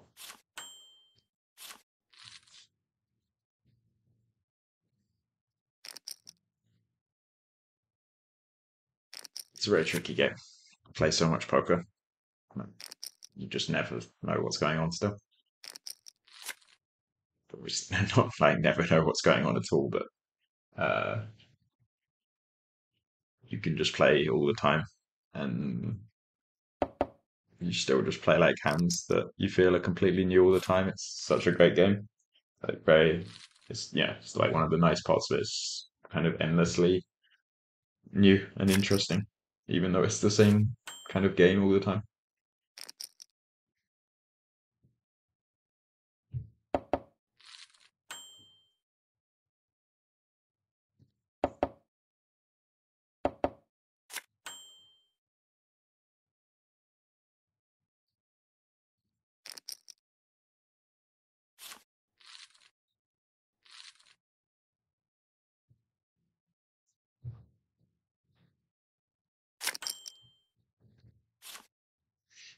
So suddenly really deep because it's when it's I had this yesterday, like suddenly three-handed. There's no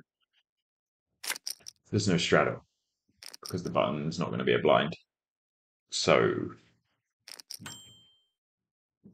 you end up with playing 10-20 instead of 10-20-40 with the 1.5 big blind ante in the middle. So suddenly, me and this player are playing 250 big blinds deep, and even this player is 130. So quite fun, like slightly different format now.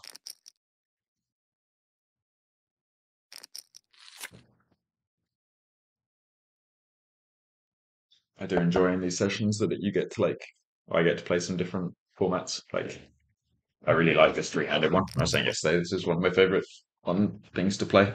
And then heads up, it's nice as well. Like, I'm playing mostly tournaments these days, and tournaments when you get to play heads up, it's like generally very stressful because it's like for a lot of money at the end of the tournament, and you're tired and you've been playing, and it's like short stacks. You're gambling for a lot of buy-ins where it makes a big difference if you come second or first. You can't always do a deal, so it's not like you just get to play and I mean, it's fun, but it's not like relaxed, I guess. So it's nice to play some heads up that I wouldn't usually, just like in this format that's um yeah, like a lot deeper and a bit more relaxed. Like it's not playing for, you know, 10 tournament buy-ins or something. Um right. We went quite quickly from six people to no people. So back to waiting. Hopefully hopefully some people decide to join us and play.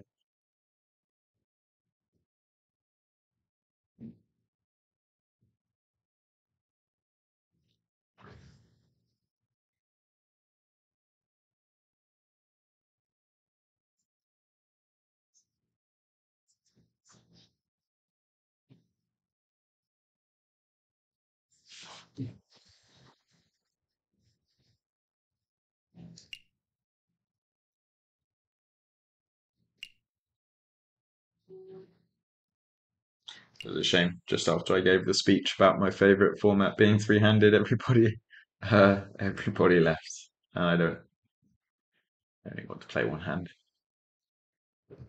I should have not said anything.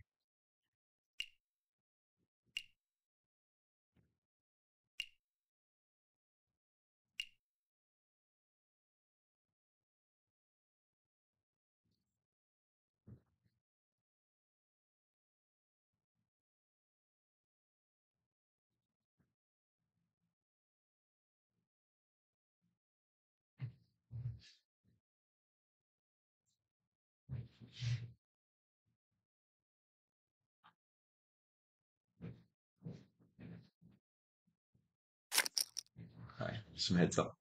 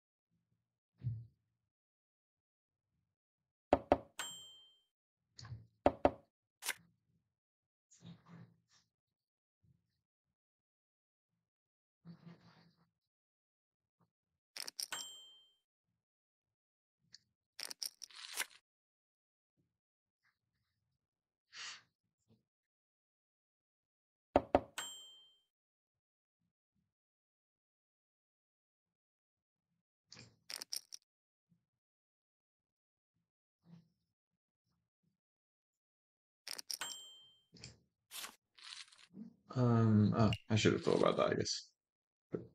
Um,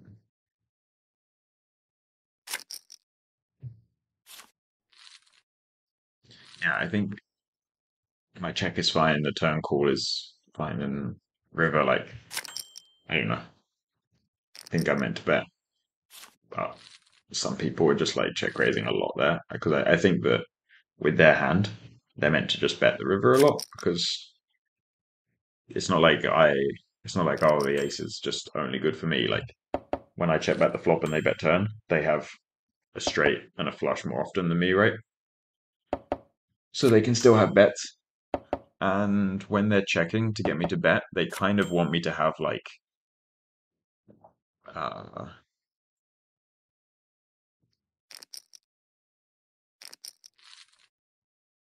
they kind of just want me to have like ace queen with a diamond, right? Like that's a very common hand that I would check the flop with, call the turn with, and then bet the river with.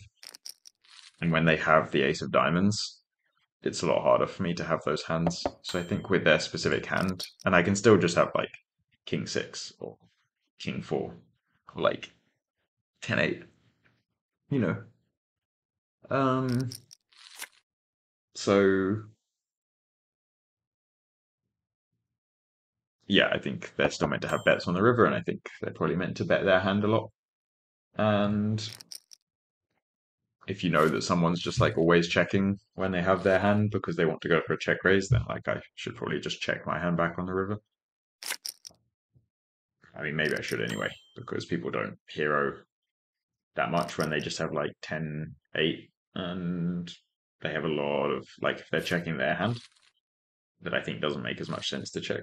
They're probably also checking like I mean, I might be wrong, that's just my opinion, like my like first thoughts on it, but they're probably also checking when they have like 7-8 or Jack 8 of diamonds. So I'm probably getting check raised a lot on that river.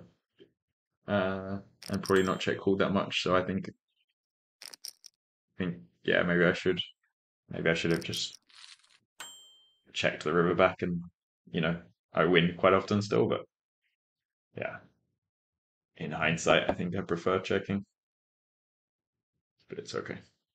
Still top pair heads up, you know.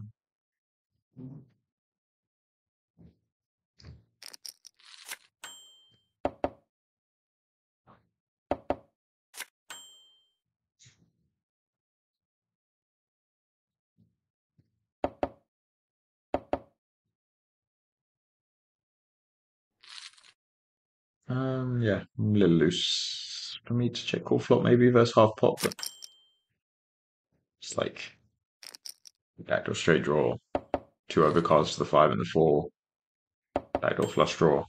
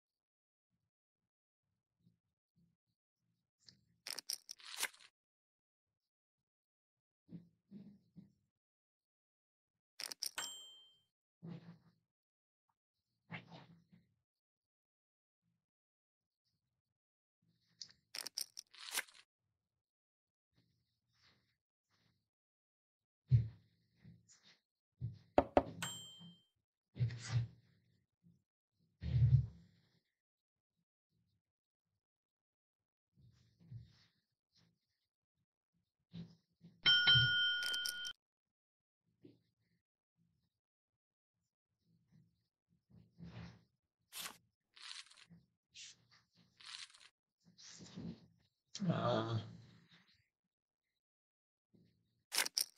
I think that's very close on the river. I think that like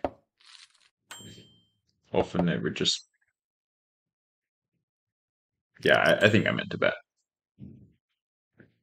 Um, I think when they check raise small, like smaller than they could, and then they only bet half pot on the turn rather than like three quarters or pot, I think it's just slightly more likely that they have. Like I would expect a straight and boat, which could like check river, especially the boat. I think is a good hand for them to check river with, or like a reasonable hand for them to check river with, something like 5-4 or um, 5-3. Like um,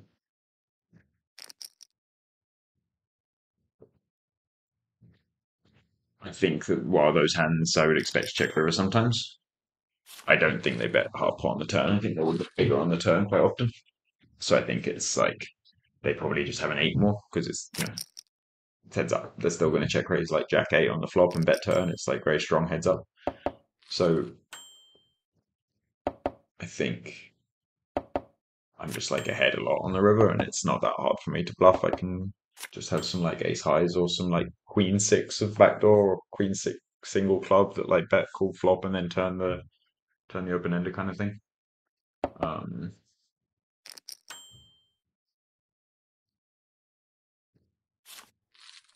so yeah, I think betting the river's fine, even though it's like a scary board, obviously.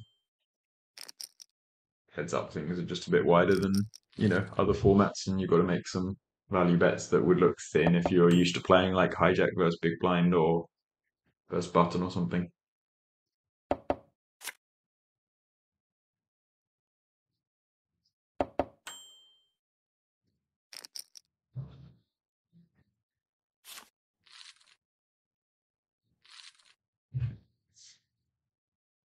I think, yeah, the A7, there's just like a little kind of value bet, stop me getting bluffed on the river and get some calls from king highs. I think I'm just ahead a lot when people don't bet the turn there. Like they mostly bet the turn with a queen or a four, and even people bet like a two a lot because they think I have ace high a lot. So I think it's fine for me to just bet the turn and win the pot a lot, get some protection.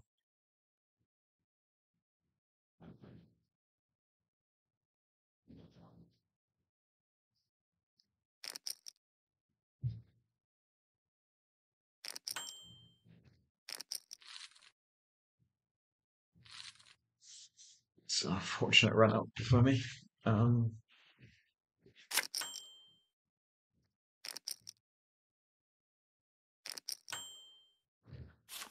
Yeah, I think they played it fine.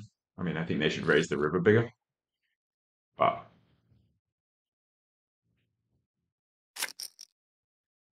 it's fine not to, I guess. Um,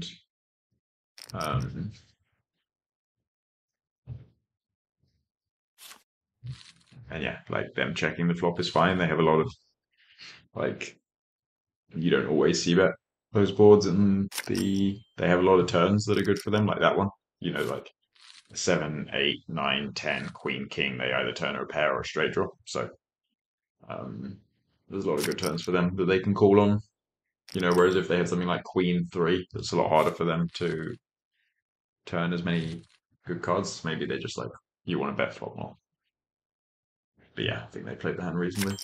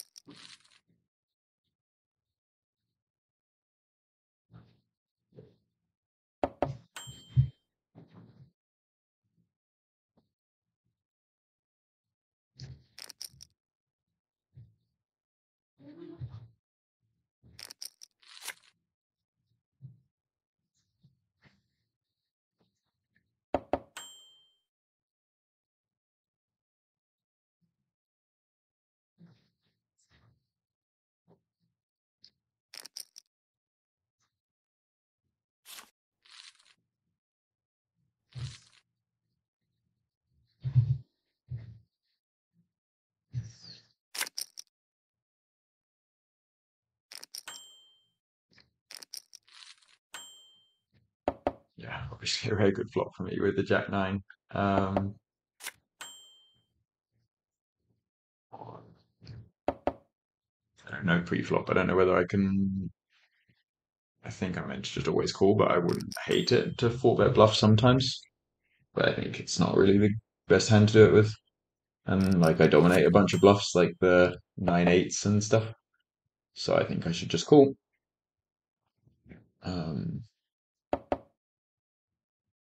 I should think about leading here maybe, but I think mostly not. So yeah, I think the jack nine should be just call pre-flop.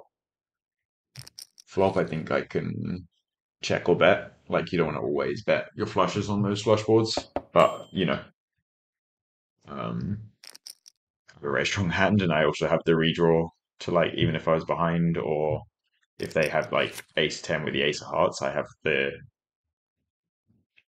people got the like I can hit the eight or the queen to have a straight flush. So I think I want to bet my hand um, more often than other flushes. Um, and then same on turn. I think I don't have to always bet. I can check and raise rivers sometimes, or check and then bet rivers if they check. I think both lines are fine.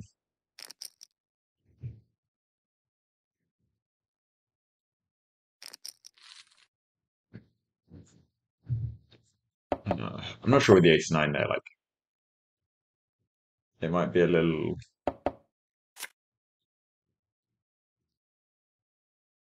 I think we want really big sizes there sometimes because like they never have ace 10 or above and they never have pocket tens. So the 10 is quite good for me in terms of they never turn top two and um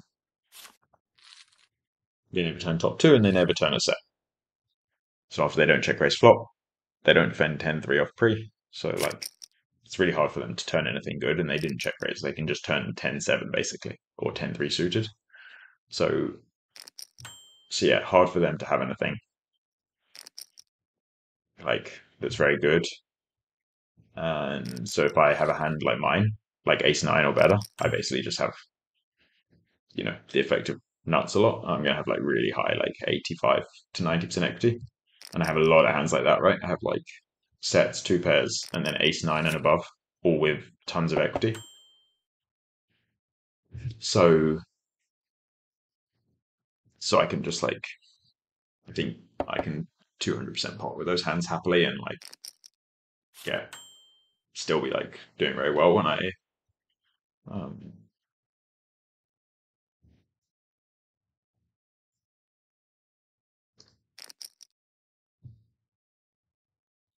still be doing very well when I get called. Like they have to call like ace deuce and stuff that they have all the time. So I think that the 2x pot is nice. I think that like ace nine is definitely strong enough to get in there. So I think I'm happy with that play.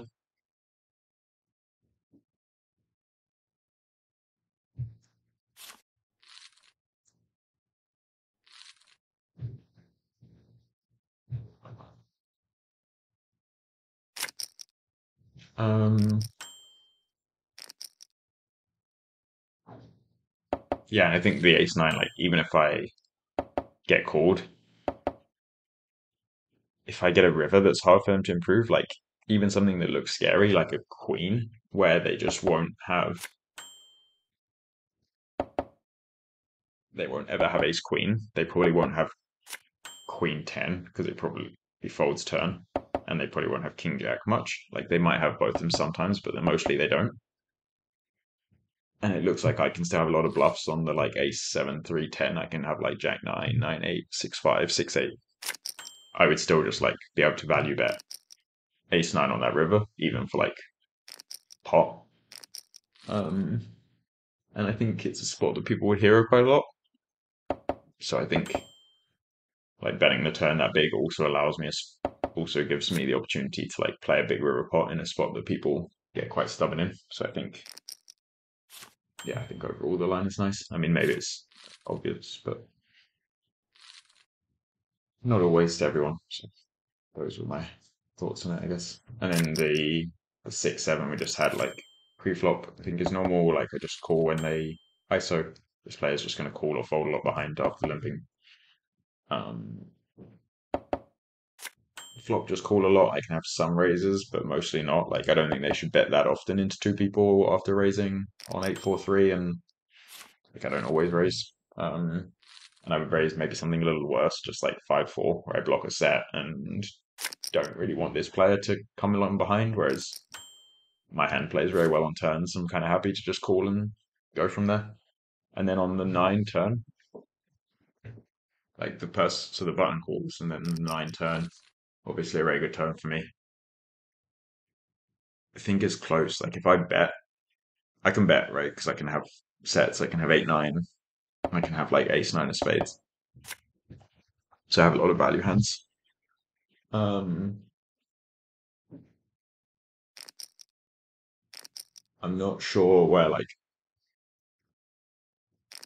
I think I would prefer to bet if I had just like something slightly stronger.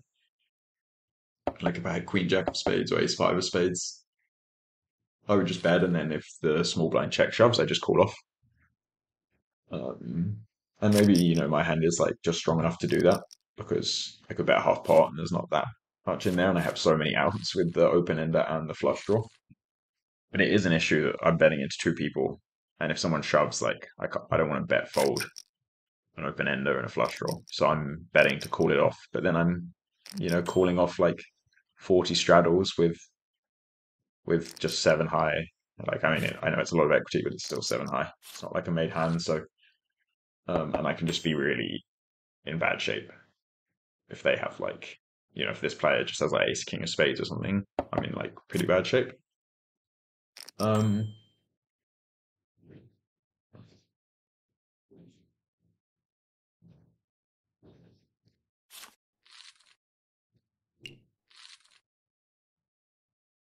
so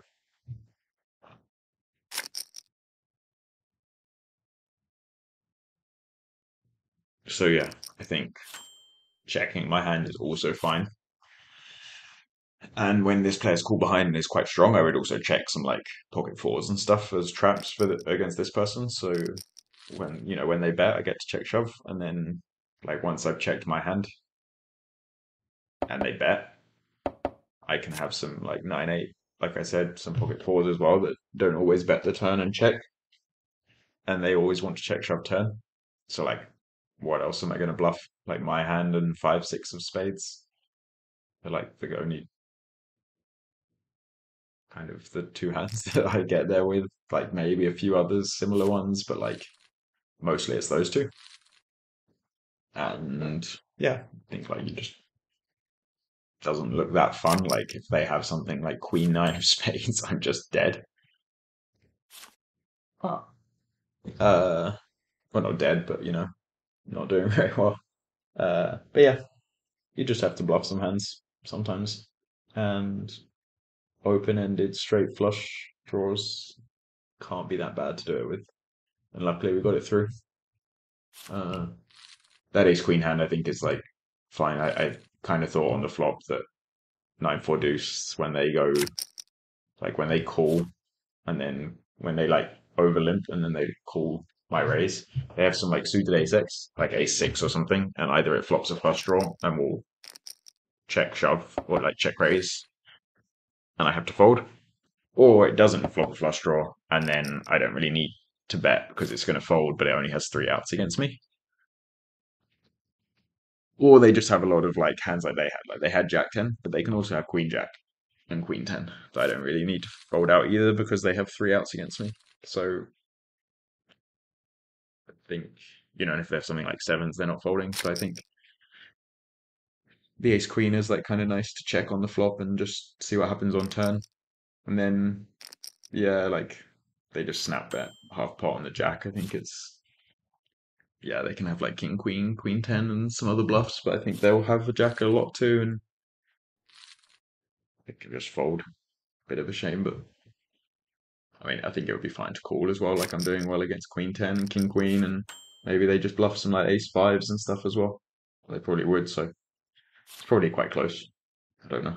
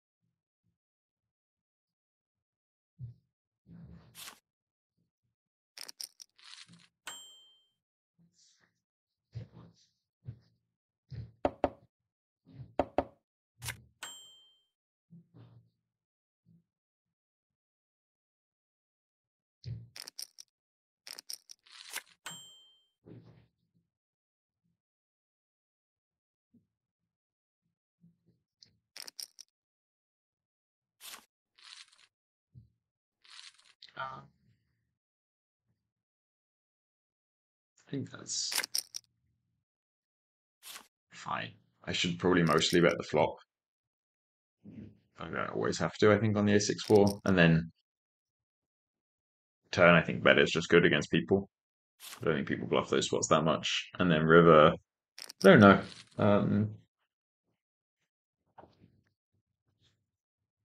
On the 7, I think it's kind of good. I think maybe on like, I'm not sure. I thought on the 7, like they have some 7-5 and stuff. It's not that many hands, but I don't know. I could check and just hope they bluff like Jack 8, but I thought they would have a lot of like Ace 5 and stuff that they check back the flop with, and even some Ace 9s and stuff. Yeah, I guess those bet if I check. It's quite a close situation on the river, I think. I thought, yeah, I could maybe get some heroes from like 6-5 that doesn't believe me, although I don't think it's a line, like my line isn't one that people bluff that often, because people just see bet the flop with bad hands a lot. So I don't think it's a spot that people are going to hero me down that stick like that crazily in. So maybe I should just check the flop and let them bluff. It's just like the only bluffs they have are clubs.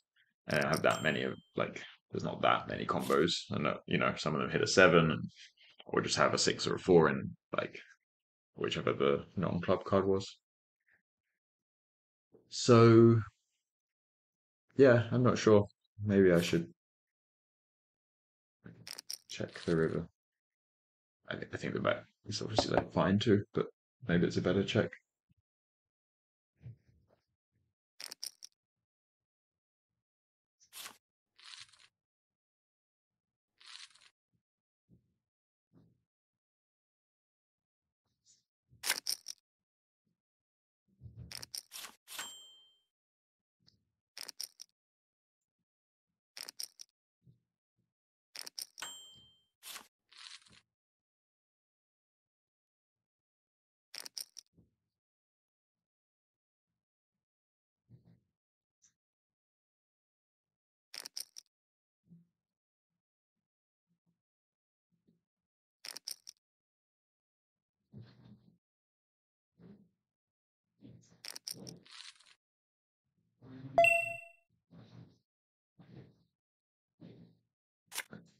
Uh,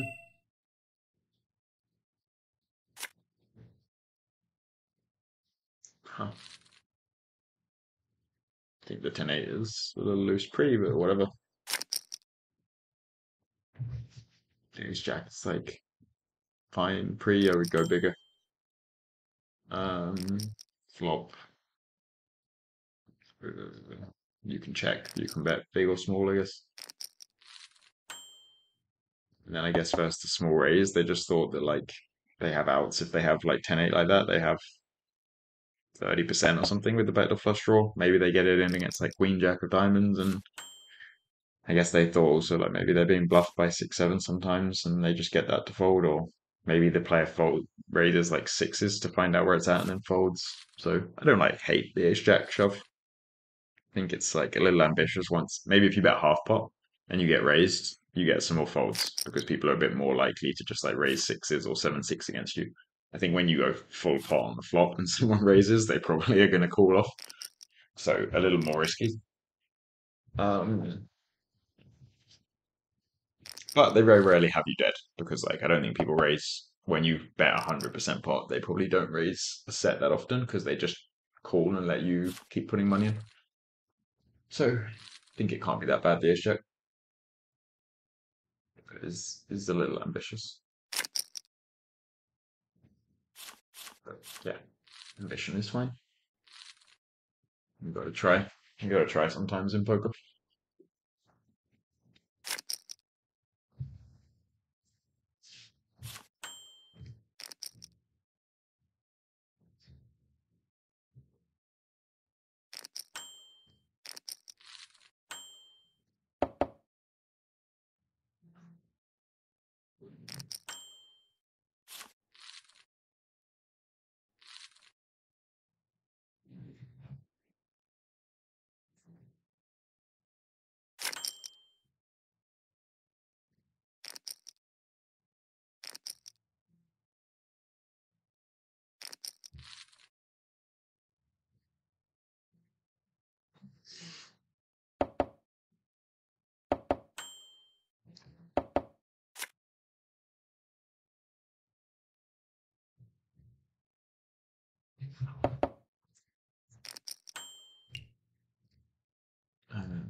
So anyway, okay.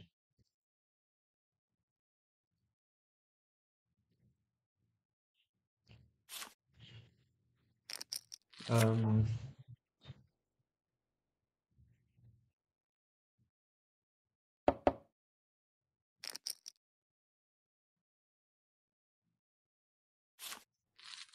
yeah, this is a little loose on the button, but I think like 200 big blinds deep with the 1.5 big blind ante, it's fine.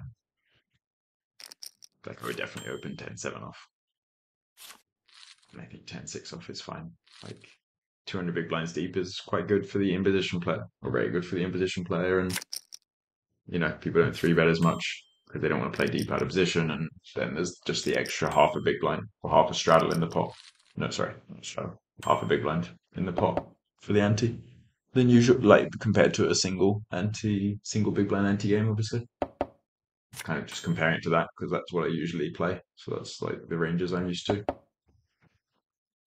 But yeah, 10-6 off doesn't lose much to open the button in those games, and you can open it in those games even if people are like just a bit too tight in the blinds.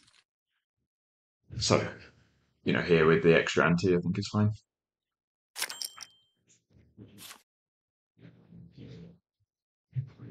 I wouldn't open like 10-5 off. I think there's quite a big drop off between those hands where like 10-6 can make a straight. 10-5 can only make 4 card straights.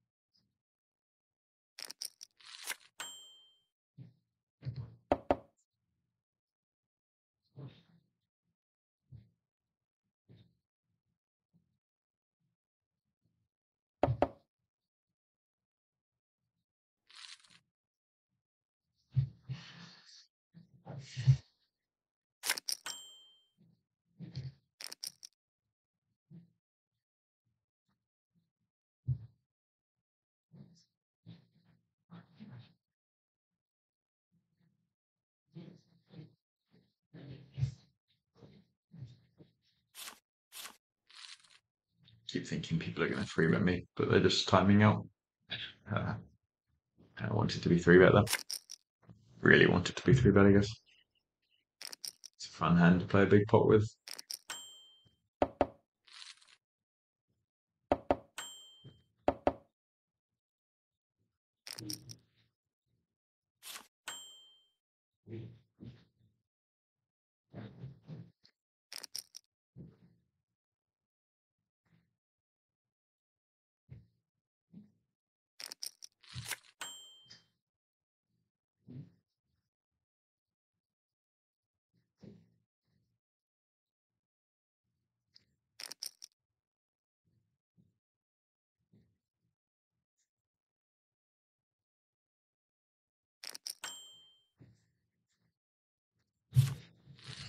I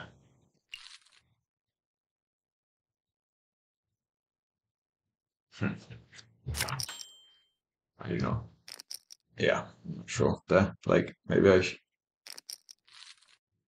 mean, I think it's fine. Like in hindsight, I think that my hand can sometimes raise flop, um, and sometimes call. And then on the turn, like it's quite hard for me to have a bluff on the turn because I would check raise the flop with like 9-6, which is now a straight, 6-4, which is now a straight, um, like 7-6, which is now a pair, and I wouldn't bluff anymore. So I just have like 4 deuce and 6 deuce, and like 4 deuce, I would have the offsuit ones off, but not always, and then just because I just checked pre-flop, and then so I can have the offsuit ones.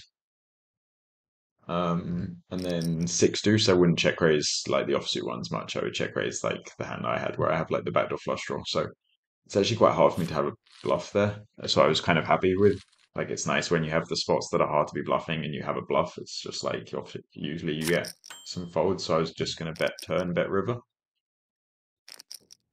I thought about betting turn bigger, but I think like they can also have straights, and I still want to bet turn with some like 2 pairs and stuff. I mean, I guess 2-pair and sets is still worth more there, but I thought I would just bet turn a lot with a lot of hands for that size, and then I would just bet river. Um, Bigger, like on clean rivers where a straight is still the nuts or a set is still the effective nuts, then I would be like really bet big on the river. Was my plan, but they like min raised, which I think is kind of what we spoke about earlier. People just trying to make the hand easier, where they don't want to get bluffed on the river, so they min raise. But actually, what happens is that like obviously this time it worked, where they stopped themselves getting bluffed on the river. But also, just like when I have 9-6, you just like lost more money than you needed to. Um, and yeah, I also don't think it works that long. Like, I just had six deuce there. I mean, maybe I could think about it even with six deuce. I mean, I didn't. I snap folded. Like, I think the first time where I don't expect people to do that, I'm just going to fold.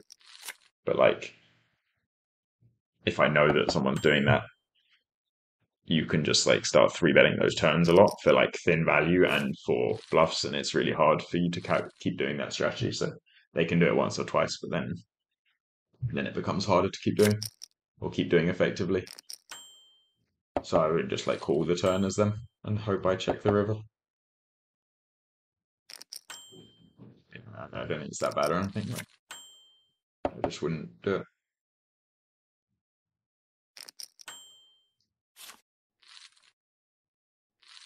I mean, I think it can actually be like quite a good play to do against people, especially if people don't know you're doing it. But maybe on boards with like a lot more bluffs, like I think on that specific board, they're actually just behind a lot. Like they got kind of lucky that I just had six deuce, but if I have like 6-4 or 9-6 or 8-5 or threes, I'm playing it the same way, and they just end up losing more money than they needed to. But yeah, I think if it was a spot like 10-7-4-2, where like none of my flop draws get there, um,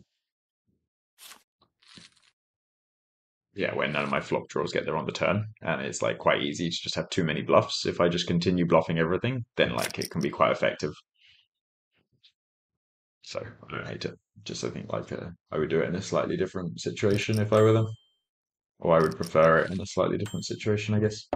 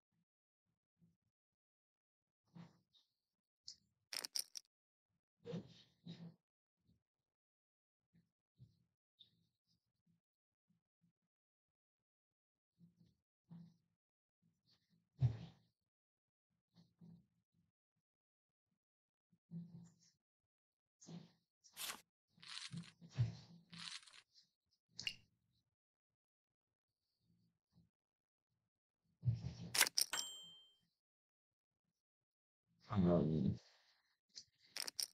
yeah, so that I think that's kind of what I was saying before. The like the first time you do it, if it like the first time you do those like min raises to stop yourself getting bluffed, it works, right? If they hadn't done I mean, obviously not this time. I had seven, so it doesn't matter. But it matters a little, I guess. So like, say they hadn't done it the first time, and then this second time I was bluffing with 8-9, and they do it with um,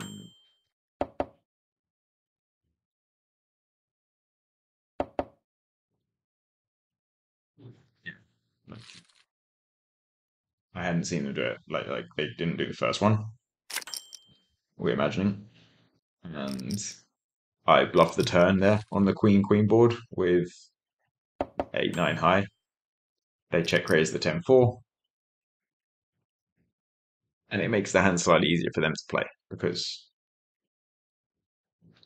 they don't have the river decision. Like, yeah, they lose a little money when I have trips or whatever, but I mean, in position, our position, it doesn't help you quite as much because you have to check the river and then I can still bet. Whereas, like in position, when you do it, you stop me from betting the river and then you just check back. But because I've already seen them do it, when I have sevens and they do the tiny min raise on the turn, I just assume they have like a 3 or a 4 that's doing that. And then even with like sevens, I can just 3-bet for value. And if I had something like 9-8, I would just 3-bet as well. So,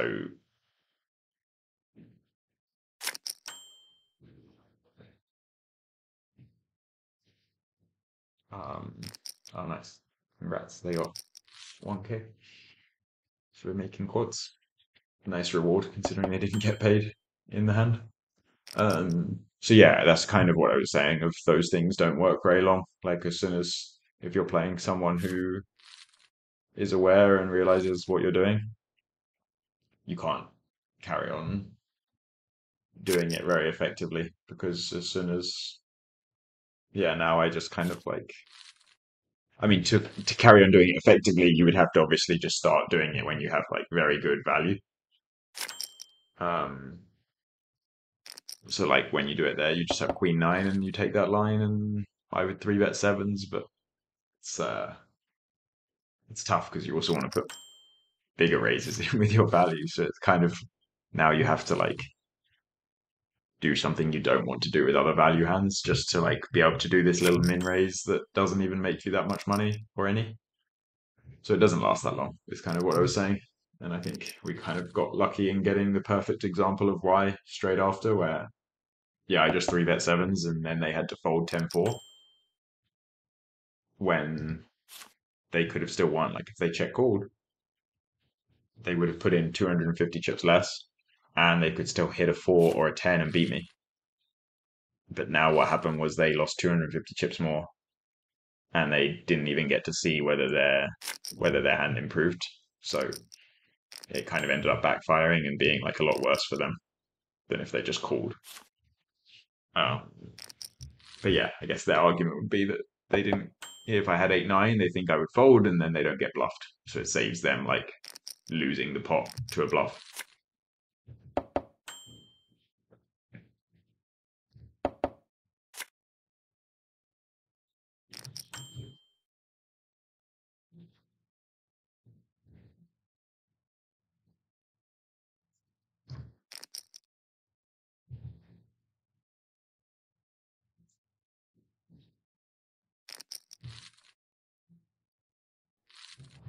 Um,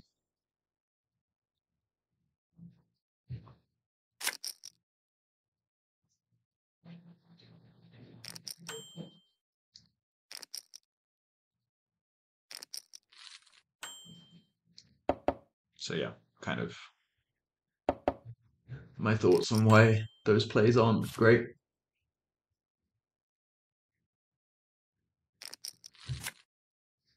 That ace jack was kind of lucky. I think I can check or bet flop, and then once I bet flop, I think it's like mostly check turn. I could bluff turn sometimes, but I think it doesn't work that well. And then river is like when they block, I have an easy raise, and I was deciding between raise half pot and raise three quarters, or maybe even like full pot. But just kind of thought, firstly, that people don't bluff three bet there, and they can still have like a boat that's blocking to get me to raise. So I could bet small and then maybe fold and save myself some money if they jam. And I think if I raise small, I also just, it's more likely that they call.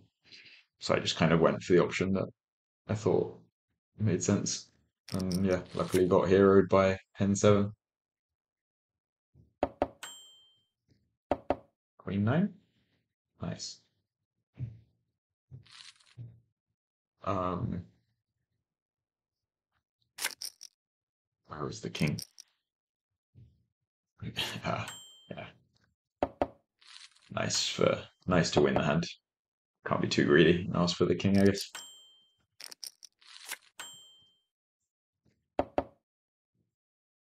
I'm not even sure to be honest. If they bet the river, I might have still called with the ace queen. Like I think it's hard for them to have like a really good hand at that point after they go that turn size. So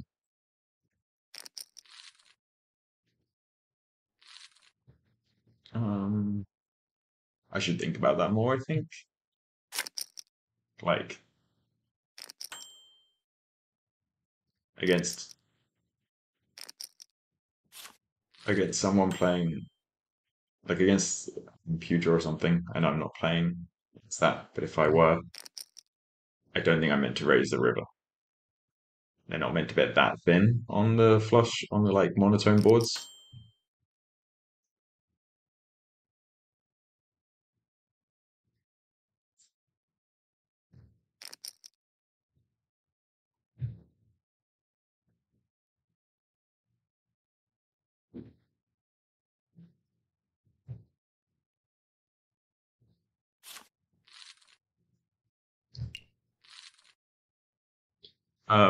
Yeah, like they're not meant to bet that thin for three streets on monotone boards, and they have a queen, so I make it less likely they have like king queen, ace queen, and they should still have flushes that don't bet. They don't need to like always bet over bet or really big size with their flushes. They should have some that are in the smaller size. So I think I meant to um, like maybe if they have something like Jack 10 of diamonds where they block the like river two pair of the 10 and they block me having like a river straight. Um, they can just bet small. I think it's like fine. So that they also have some good,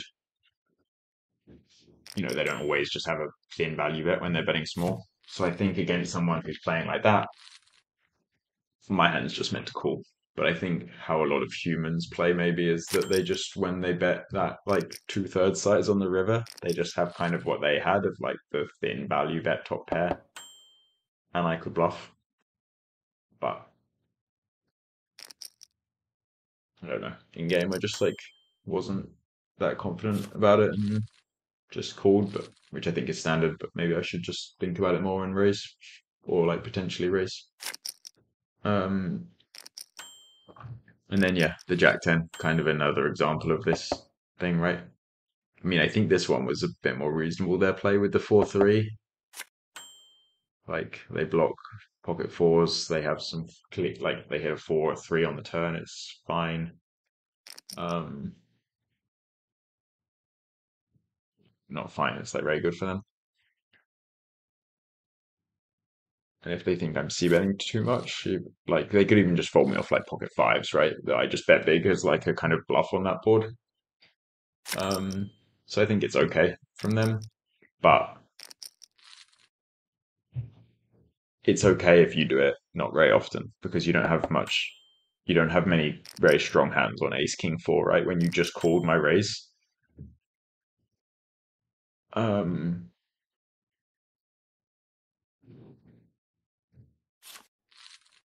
I don't know about that. You Yeah, when you just call, well, I raise the small blind and they call the big blind, they don't have like ace king or kings or aces, so they can have like some ace four and fours. So you don't have many value hands. So you need to be kind of careful with how much you're raising other hands. But once I've seen that they like doing that little raise from the other hands, it kind of allows me to just do what I did and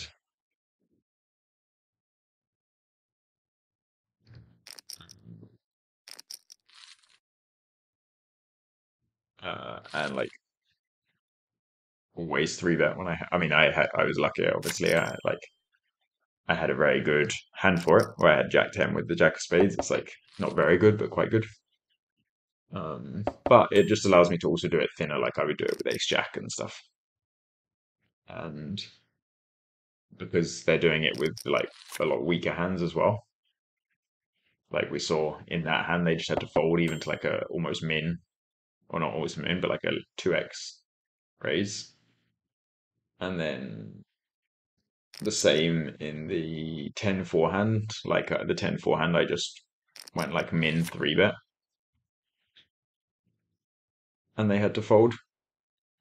Well, not had to fold, but they did fold. You make it like a little easier for me to do it because you're basically giving me the option to make a really small bluff, like just less than 2x 3 bet, and you're still going to have a lot of hands that fold because you're raising such weak hands. So it ends up being just like you put yourself in a lot of tough spots and end up in a lot of bigger pots than you're meant to be. And again, like I think if you're doing it in certain boards against players who are playing quite passively, it probably works quite well. But I think if you're doing it all the time against a good player, you'll start just getting kind of destroyed.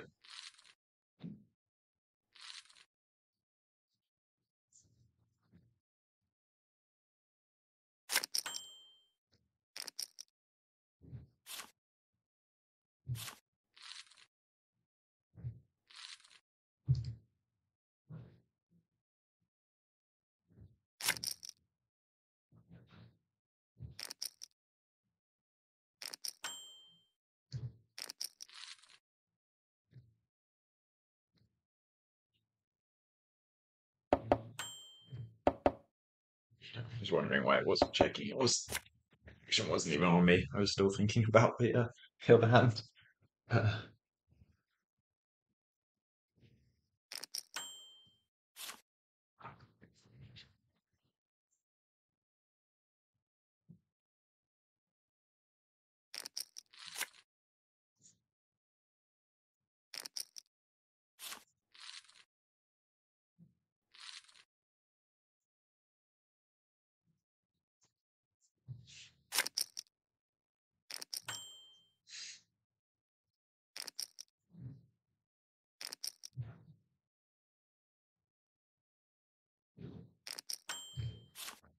I think I'm just going to fold that, but I got tempted by the 9-1 and then punished. Not even get to see a flop. That's what happens when you get greedy. Try to see more flops than you're meant to.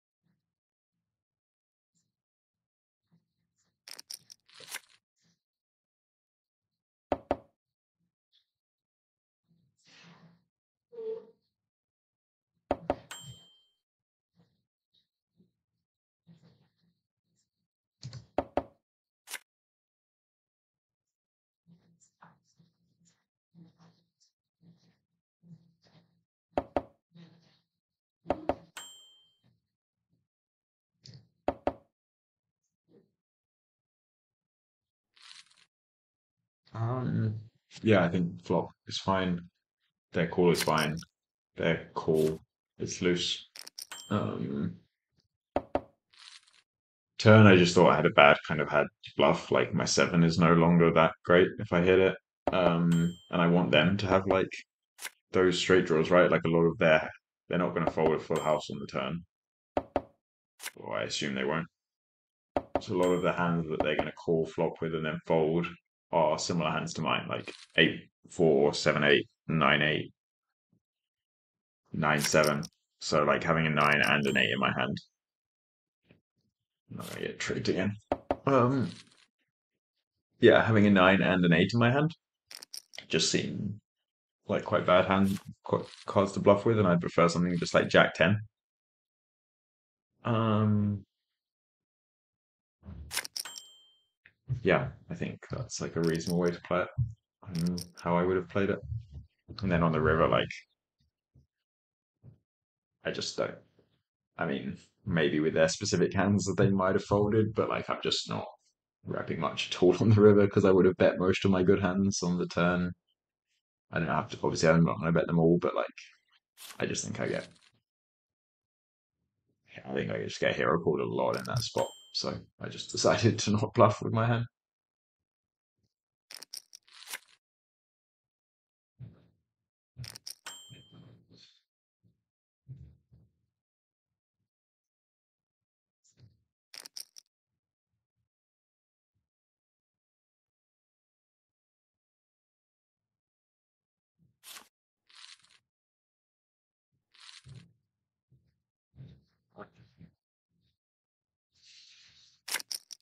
I think maybe that looks similar to what I was saying that I don't like as much, but I think the difference with that spot was that basically when they go only a third on the turn after leading half pot on a kind of clean turn,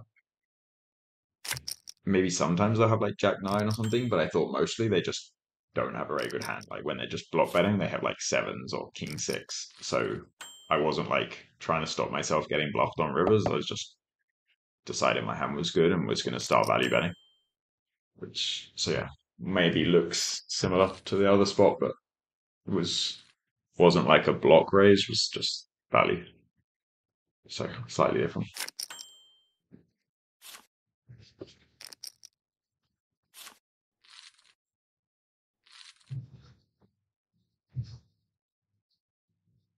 I don't know about that king 10 actually. I think I should have bet the flop. I think that it seems like, I mean, if they bet smaller, like if I check and they bet half pot or a third pot, I would call with the over two overs and backdoor flush draw.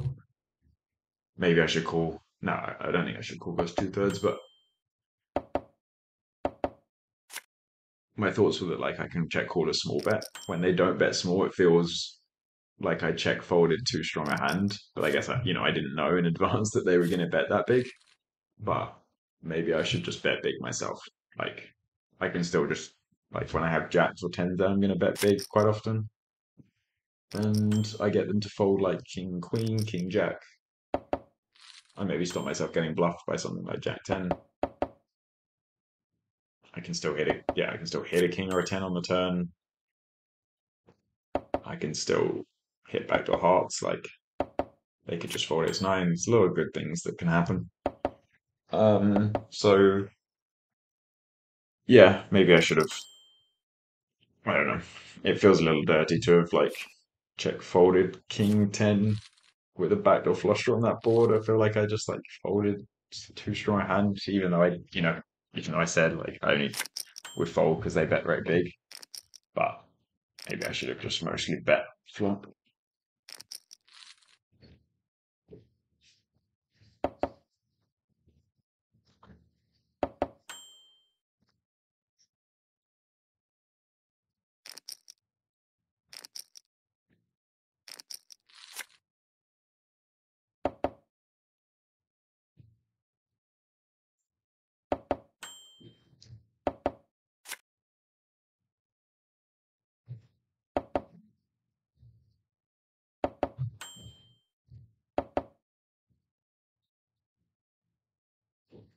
I think I should check my hand and just wait till I have like deuces with the deuce of diamonds, even though it seems very similar. Like the Jack 10 3 is actually quite good for the small blind. Like they have a lot of offsuit hands that connect with that board. And I, even though like the deuce of diamonds is obviously very similar, it's a small thing. I think it's quite close. And like having the two of diamonds stops them both having a flush draw as much. And it also means that if I turn my set, it's not ever going to be the deuce of diamonds. So like when I turn it, it's not on the flush completer. So I just get to play a bigger pot more often when I turn my set.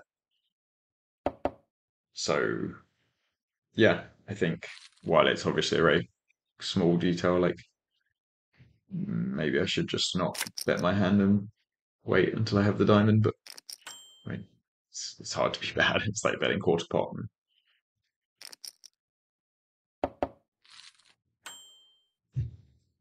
I honestly don't. I don't know how wide I'm meant to be like playing with 1.5 big blind ante with button limps. Like I don't know how wide I'm allowed to call the small blind, but it's like annoying. Keep having to fold and not play flop, so kind of just completing some hands. I think that queen jack there is fine. Like I meant to just check flop, sorry, check pre-flop. I think, but I think raise sometimes is fine because this player has been raising. So I kind of just think that when they have been raising and then they limp the button, it's just with something that's like not that great. And they had king 3 suited, but like they can just have queen 5 suited, and I think I'm just ahead a lot. So just put money in. And flop, I think I can bet or check. It's like queen 7 6. It's a reasonable board for both players. It's not like I always want to bet. We're still playing quite deep. Um, so yeah, just like checking and letting them bluff or value bet themselves is fine. And then turn is kind of easy check call. Um, and then river would have been quite sad. I think if they'd bet, it's quite hard to bluff that spot because like all the straight draws either got there or made a pair. So they would just have to bluff like king jack or something with a club. It's like quite hard to even, as in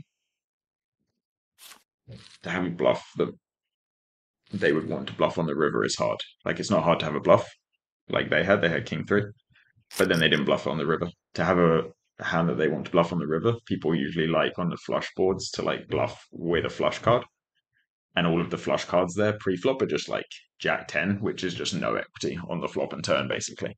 So I think I probably would have folded river if they had bet. And I'm glad they did not.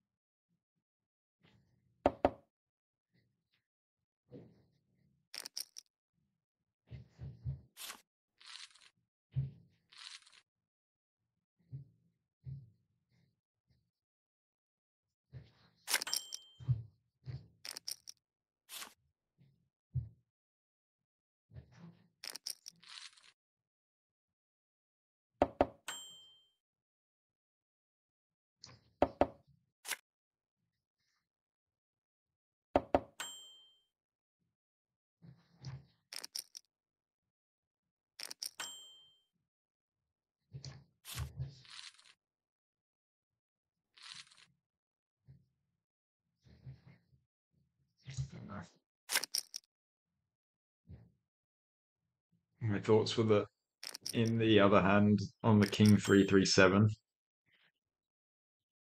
they bet the turn with 8-7, that I think is like very thin. Like I can just have queens or like king 10 there. That I don't always bet the flop on king 3-3. So, and they bet it for half pot, like quite a big size. It wasn't just like a quarter pot block kind of size. So my thoughts were that they're betting when they have something too often. So like on the jack 3-3-8, they would just bet if they had an 8 and bet if they had a jack or a 3, mostly. And that like, yeah, I mean, maybe with king queen it's still a bit too thin because they can just have ace highs, but I thought a lot of the time they just have nothing, like 6-5, king 7, and I just like bet quarter pot and get to just like, yeah, just showdown. And not let them like hit a river. If they just have 6-5, I just like fold them off 6 outs. And I think it's like kind of reasonable given the information I had. I have no idea what they check raise with. This pair showed they had jack 3, so slightly less likely they had anything. But I don't know. Um, Maybe I should have done the exposed cards so we get to find out. But yeah, kind of an interesting spot. I didn't expect to get check raise very often. And like if they are, then like I should just check my hand back, kind of do the standard players just to like check my hand again.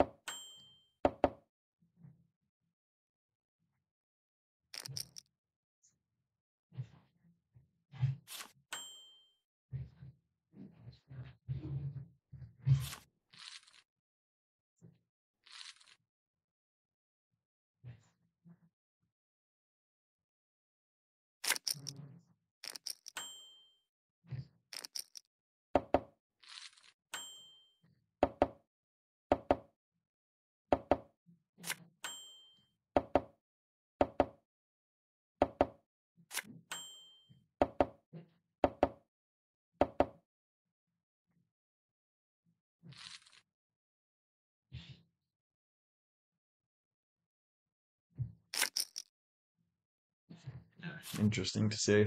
It's like loose to limp the button with king deuce off there, even in the big anti game. Right. I guess if you're playing raise only, then you can open like king or king 3 off in with the big ante. So maybe it's like not as loose as I first thought, but still, they have been raising as well. So kind of hard to like, just limp your bad hands and raise your good hands. But But yeah, I mean, it's probably fine.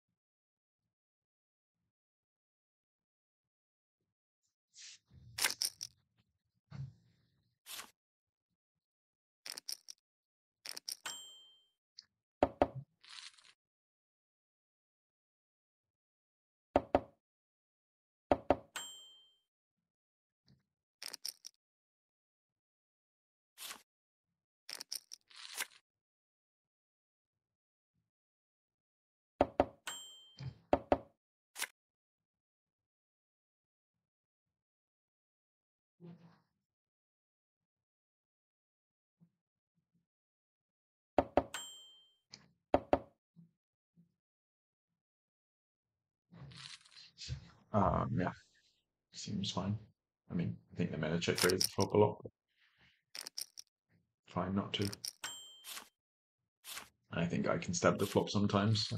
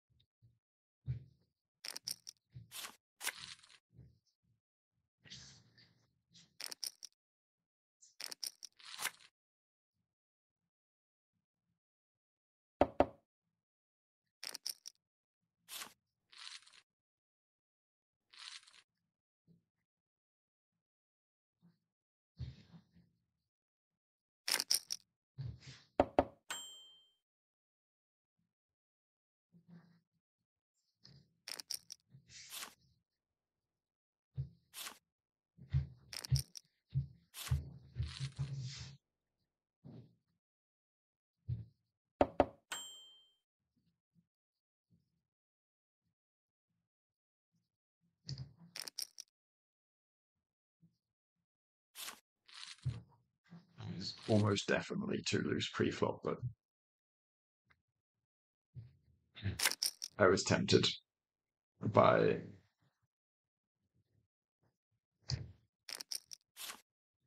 yeah. This player had checked and thought I mean, they posted, so it's reasonable that they just check a lot to trap, but they also just might raise good hands still.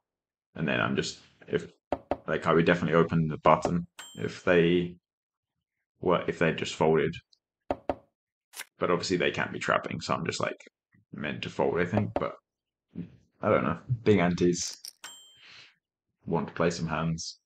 It's very tempting.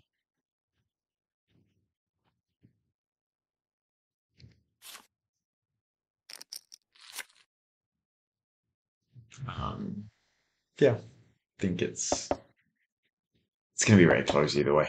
Probably just like a little too loose, but maybe not even. And then flop, I think, is very good for me. And I have like some really good turn cards, like a 10 or a king, that look like I won't be bluffing much, or hard for me to have bluffs. And then I also get the clubs, so I can like backdoor flush draw. And I think that people just like fold flop a lot anyway to those big sizes. Like, they'll just fold some like king tens and like if they have a nine or just like queen five, they might fold. It's kind of scary to face the big sizes when I just have like ace queen, ace king and stuff. So I think it's fine. Like a little loose all over the place, but or like not all over the place, but both decisions are maybe a tiny bit loose, but I think mostly fine. I mean, the flop is weird because there's like someone who posted, so they're not the big blind, and I went a bit bigger, so they're kind of playing more like a small blind range. That's why I'm saying it's a bit loose. Like I think if it was the straddle that had or the poster that had defended, it would definitely be fine to just like big bet with Jack five backdoor there. But when it's the straddle and there's someone behind them, they won't have like 9-8 off as much. They might, but won't always.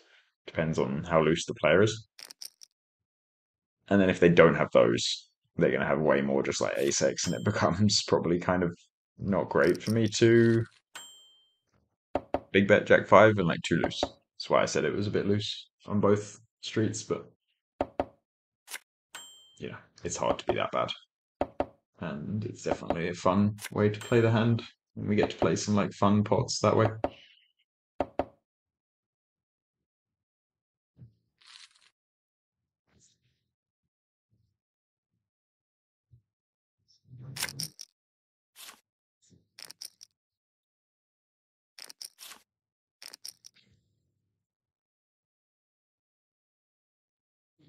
I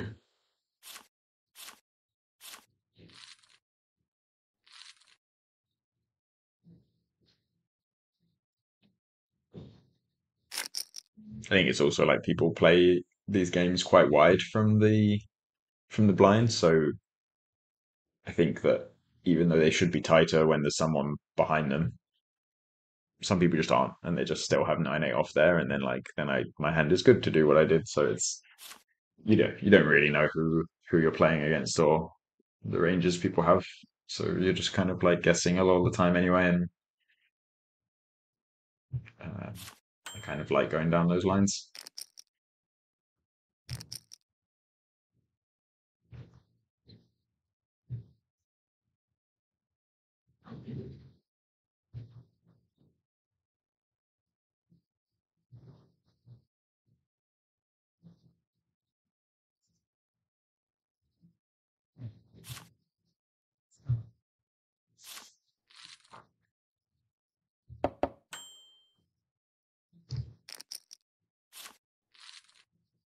It's funny. I should stop doing this. Like, I feel like because people keep changing and it's like hard for people to notice. I feel like I just like when I have a hand that I know isn't open on the button, I'm 3xing, and then when I'm like unsure and my hand's maybe a bit too loose to raise the button with, I just min raise because I'm like, well, if I were just min raising, I could open a bit wider and I can open this hand. Obviously, if you're playing games, you do not want to be just opening a different size with good hands and bad hands. But I feel like the players have been changing enough, and there haven't even been that many buttons that have folded to me that I can get away with it. Maybe, but I should keep an eye on it because maybe people start to realize. And obviously, I mean, now I've just said it, so I guess I should really stop doing it.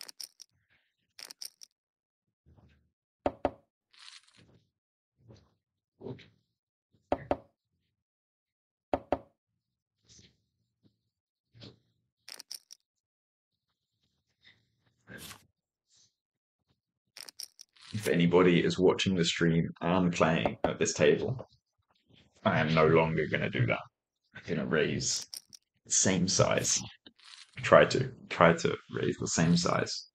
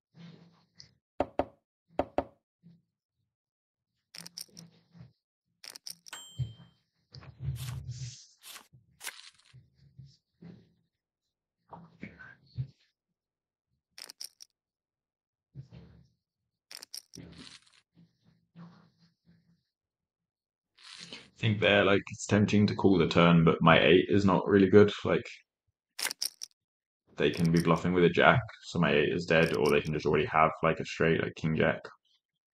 My 8 is so it's not like great. It's not like I win a big pot if I hit that card. And then the spades, the same thing. Like they can both just be bluffing or calling with bigger spades than me. So it looks like I have a good draw, but I think with two people putting money in four-way, like it suddenly just becomes way less likely that my hand is even good if I improve. So I think it's like tempting to call, but better to just fold.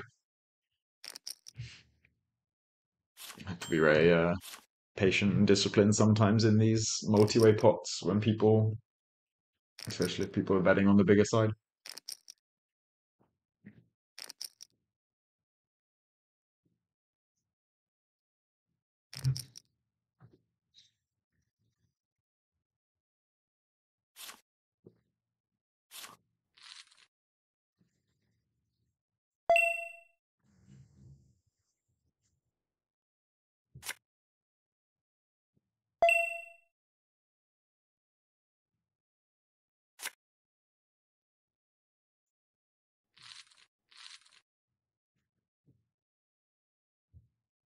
GG.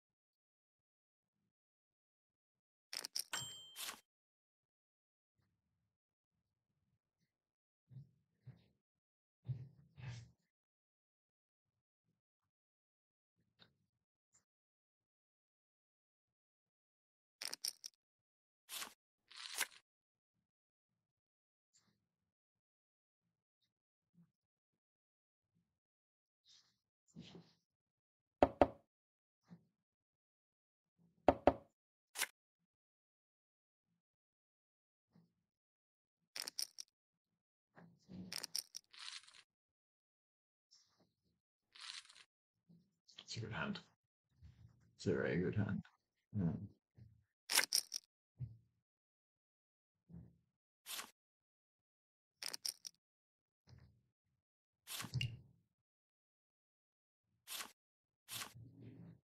What exactly happened here?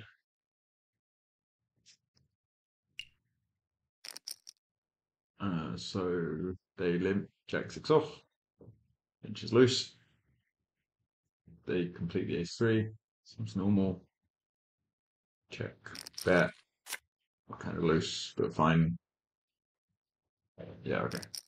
The call is a lot of, yeah, basically just quite loose all around from this player here, I think. This player seems, yeah, I think this is fine. And then, I mean, the river seems fine actually, like the jack six, like people don't bluff this spot that much, but you have a pretty good hand to call with, so it's fine. But yeah, I think like pre-flop and flop are a bit ambitious. I mean, not too much though.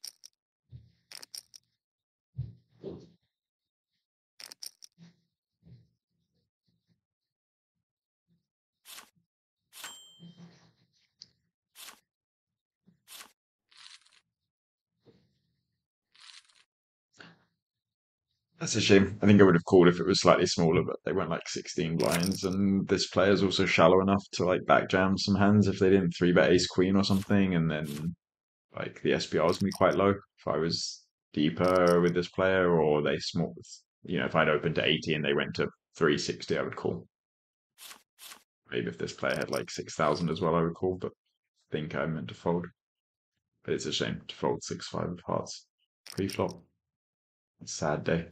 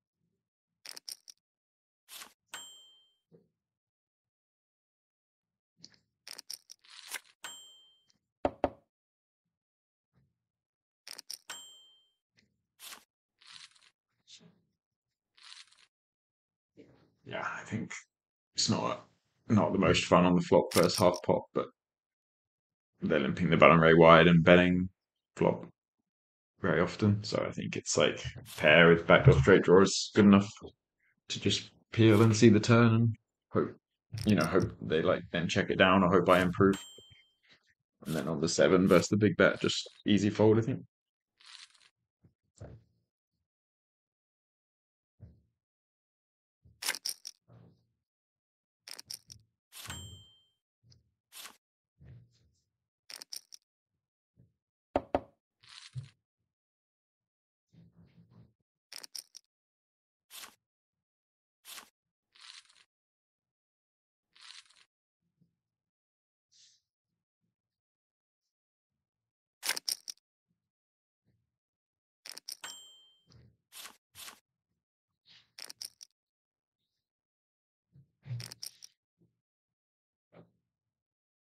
It's quite a big shove. Pieces. Wow, that player folded jack stick. Uh, yeah, I mean, so it was just, I guess, open under the gun, 3x, call the big blind, and then they just shoved the straddle for like 80 bigs. Yeah, I mean, I think that the aces should just 3 bet. Like, you can just 3 bet, and you have such a strong hand. You just want to play flop. I know it's like, can be scary to, you don't want to like get both people call and you get jack 9-10 and it's like very scary, but I think you have to just deal with those situations when they come, but most of the time it will be like, you know they call and you get a 10-3 deuce and it's a great flop and they hit a 10 or something, or they had jacks and they stack off. Like, I think shoving that much is a bit too aggressive, and like people know you have a good hand because you're not gonna like, if you 3 bet. um,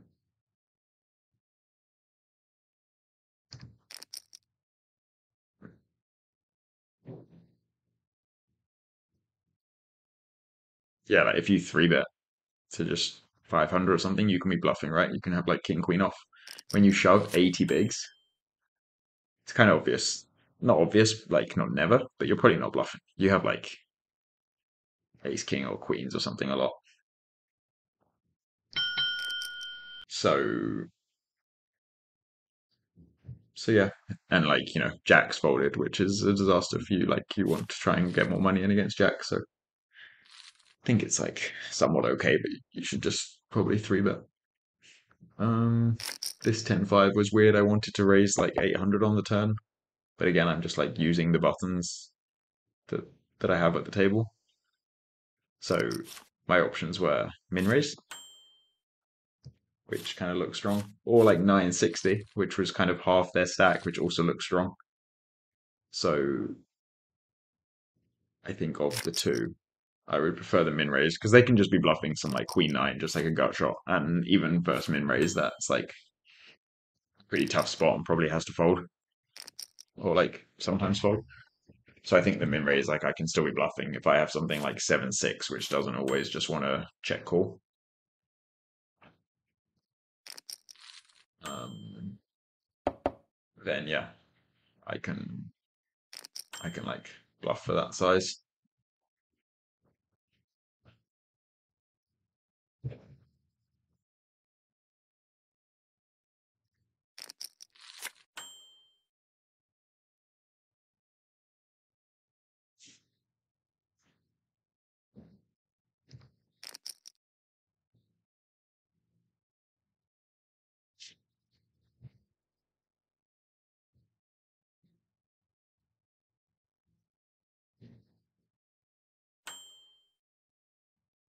Um, yeah, and then on the river, like the clean three river, it's like king 8-5, 10-3.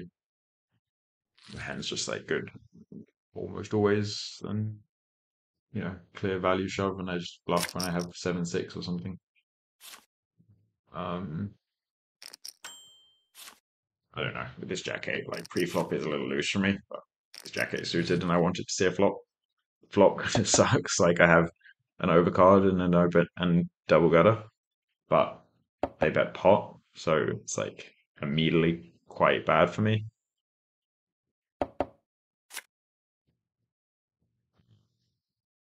No, maybe I'm just meant to fold, but I did not want to fold. And then turn, the six is like pretty good for me. I think I'm going to have a lot of just like when I call pre-flop instead of raising, and then I call their raise, and then I call flop, I'm going to have a lot of like 8-9, 7-8, 7-6, hands like mine, maybe 10-8. So, I think the lead is fine. I can just like lead small and hope that they get stubborn and just like don't fold queens, or if they have like king queen of hearts that they were going to check back, I at least like make them put some money in with the draw. I could also check and then shove river, but I think the lead is slightly better. It's like quite hard to bluff, but I also am only betting tiny size, so I don't need to bluff much. And sometimes people, even if they don't think you're bluffing, people just get stubborn and don't want to fold kings. So I think it's good to lead, and unfortunately they folded. But yeah, lucky turn for me. I mean, maybe I should just shove flop as well because I don't know. I always feel like they're not when they bet pot, but they could just have like queen 10 and just be like, I'm just going to bet pot as a bluff, and I get that to fold flop, and there's not that much money behind anyway, and I can hit a 10 or a 6 or a jack. So maybe I should just shove flop and put it in, but I wasn't sure. It kind of felt right on the line. Like if they had a little shorter stack, I would shove. And if they had deeper, I would always call. And I kind of felt like it was on the line of where I could call and fold turn maybe, but maybe I'm wrong.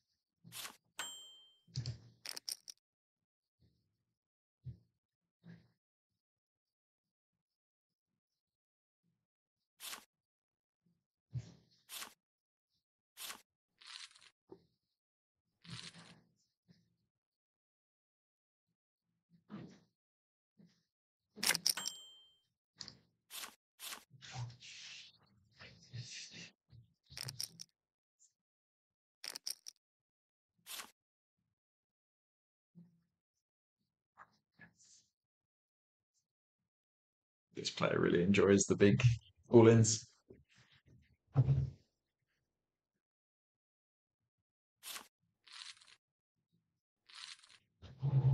No show this time.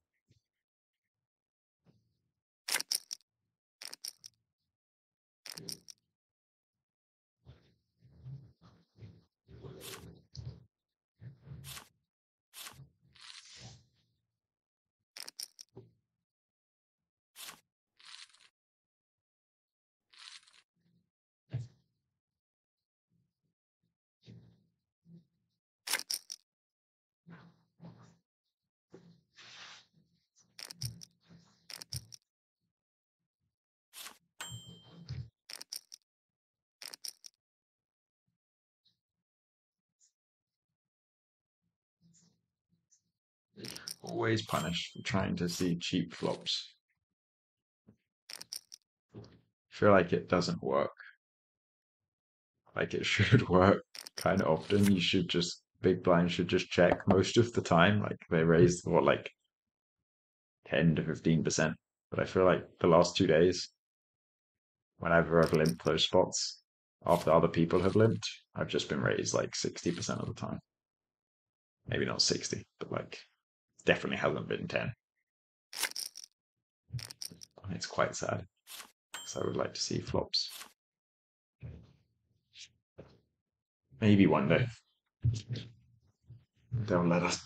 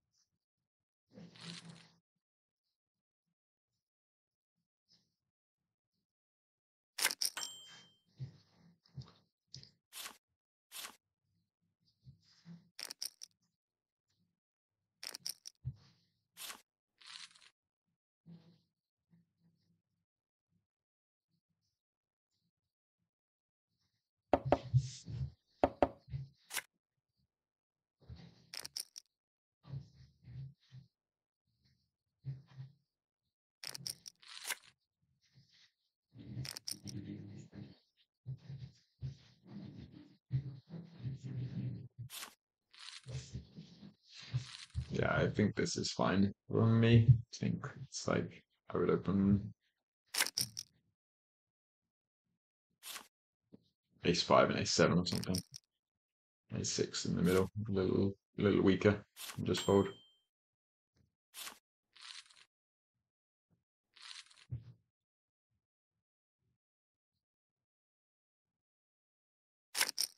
I think like even ace five and ace seven are on the loose side.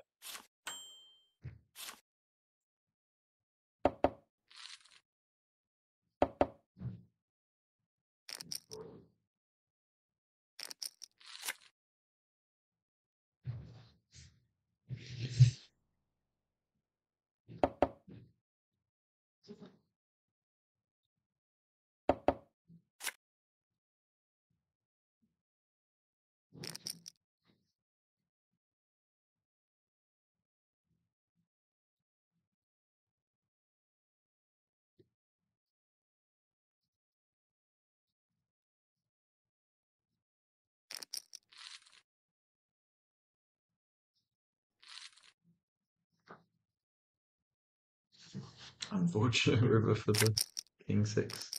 It's a very strong hand.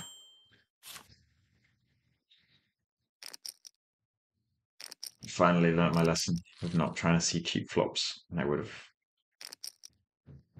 I guess I would have won maybe because I would. I don't know. Maybe I would call flop. Maybe I would raise flop. So maybe I would win. I don't know. Maybe I would lose. Hard. I don't even know if the 8-4 would call if I called.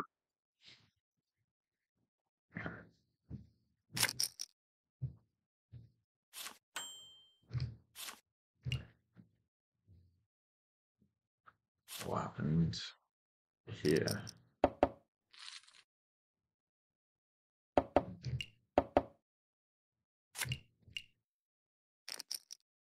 Call.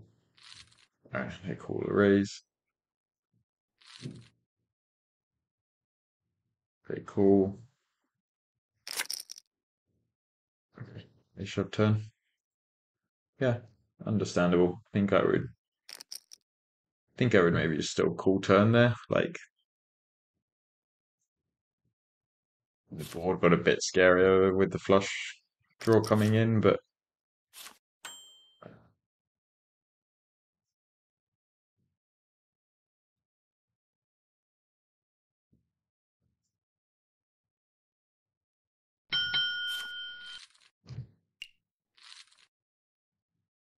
um, yeah, the board got a bit scarier with the flush draw. But like you just have such a lock on the hand with 5-4, it's really hard for them to outdraw you, especially when they raise the small blind. They're going to have a lot more just like pocket jacks and stuff, which have two outs, or they just have, they have some like king queens and stuff that are bluffing, and you can, if they have jacks, they're probably going to value bet a lot of rivers anyway. And if they have like king queen, you want them to either bluff you on the river or hit a king or a queen. So I think I would just call as the 5-4. I get like your hand's so strong.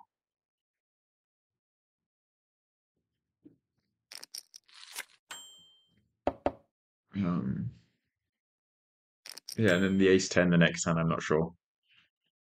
Like a 3x and they 3x cut off, but like five, it's cut off, but it's kind of more like hijack because it's three blind game. And then they 3-bet the small blind, which again, small blind but 3 blind game, so a bit stronger. And they went quite big, like 4.5x when I 3x pre, so I think ace-10 off is like not quite strong enough and I should just fold, but it seems close, depending on the player. I think they should just value bet the river with the ace-king there.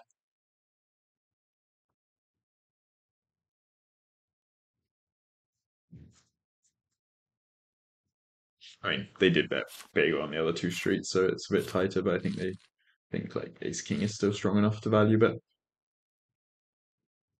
On the 3, it's not like a very scary river. I'm not going to have any two pairs apart from ace-3 sometimes. And I just have like, ace-10, ace-9, some ace-queen, ace-7 suited and stuff. I mean, I guess when I call the small blind in a 3-blind game and they go big twice, like it's probably fine to check. Don't mind it. I think value bet is close, but I can't. It's got to be like quite close between the two options.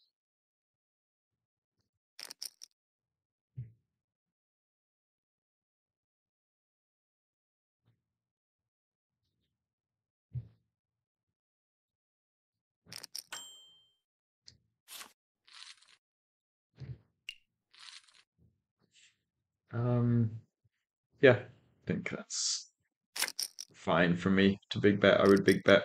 I would bet big on the flop when I had like ace-10 and jacks and queens and kings, and they have to fold like ace-8 and ace-9 and king queen and stuff. So I think it's like fine for me to do that. And I think that they should just call jack-10. Like either I have like ace-10 plus, or I have a hand like mine, like king jack, queen jack are my kind of hands that I would bluff a lot. So either I have 3 outs against you, maybe 6 if I had like king queen, or you're almost dead. You know, like you have 3 to 5 outs against me, or 2 to 5 outs against me, maybe. Um, so yeah, I think that they should just call flop and just let me bluff.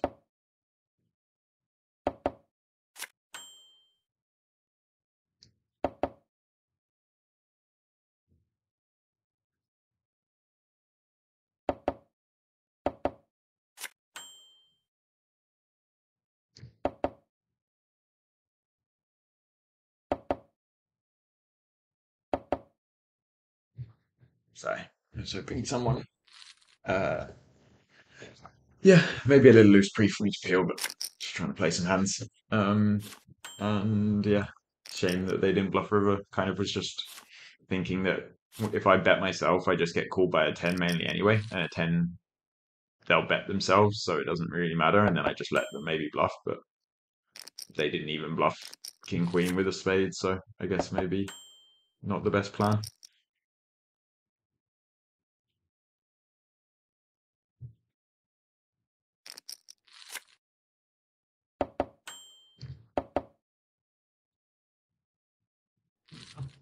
Um, yeah, I think the ace eight there is fine. I think that like I can check. Um, I think they won't have traps that much. Like they've kind of been fast playing their value hands. We saw they fast played 5-4 on the 4-4 deuce 7, and they fast played the aces. Not like fast play, but shoved when for a lot of chips. So I think they won't trap me much on the flop. I mean, um, they snap called. I think it's like probably just second pair or third pair a lot. They can also have some like jack tens maybe. So I get some protection from like jack 10, 9, 10, jack 9 that have, a gut shot and 2 overs to my 8. So they like 10 outs against me. Um,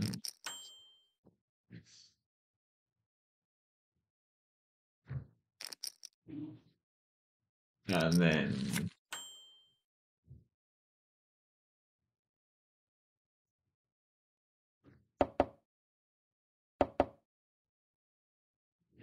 um, yeah, and then I get calls from like king 8 on the turn where a lot of rivers will be an overcard and I don't get value from them. So I think it's like not the standard line maybe, but I think it's quite a nice turn bet with ace 8. And then the jack 5 there on jack 10 and 4, like I think similar thing. It's against the player that I was saying, they bet third on the flop and then a third on the turn when the turn has a lot of draws. And I think typically like they have been betting for bigger sizes in situations. So I think if they had something like jack 9 or better, they would just bet 3/4 pot maybe. And then they were doing the thing where they were min raising with weak hands to get showdowns easier. So I think if they're going to do that, they're probably also the player type to just bet second pair for small on the turn so that they can check back the river. And again, like that can be fine versus people. You make them just check call some draws. You get them to check call like third pair or, some ace highs maybe on the turn.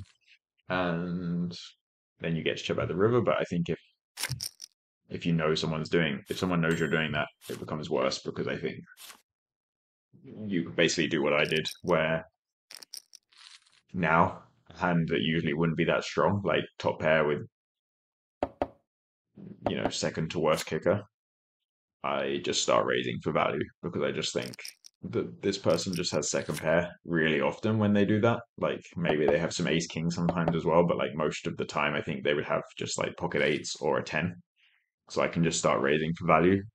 Um, and yeah, you end up, in this tricky situation where you wanted to show down for cheaper, but actually you ended up maybe like paying a bit more. Um, and then on the river, I don't know, like because so many draws get there, like the straight draw and like both straight draws or both main like the 8-9 and the 6-5. which are the most likely ones for me to have in that line. And then the clubs, the flush comes in. And it's not like I'm 100% sure that they always have second pair. Like, if the river was a brick, I would have value bet my hand still a lot for small, just to try and get caught by second pair. But I think when all the draws get there, and they can have improved too, or I can just be wrong and like already be behind. I think it's kind of tricky, and I think like check is fine for me. If the river was like a 3, then I think I just value bet because there's so many missed draws, and like I think I can get called by second pair. But that one, even though I think I'm ahead a lot, I might not be. And when I'm ahead, they might not call. So it becomes a little like tougher for me to value bet and be confident about it. But I think it's close. Like I have the 5 and I have the jack of clubs. Like I think I could value bet like quarter pot and just get a hero call maybe from like queen 10 and the hand they had, and maybe that is good. Yeah, I mean, I think that might be better, to be honest, but I think it's close. But yeah, I should probably bet really small, but it's okay.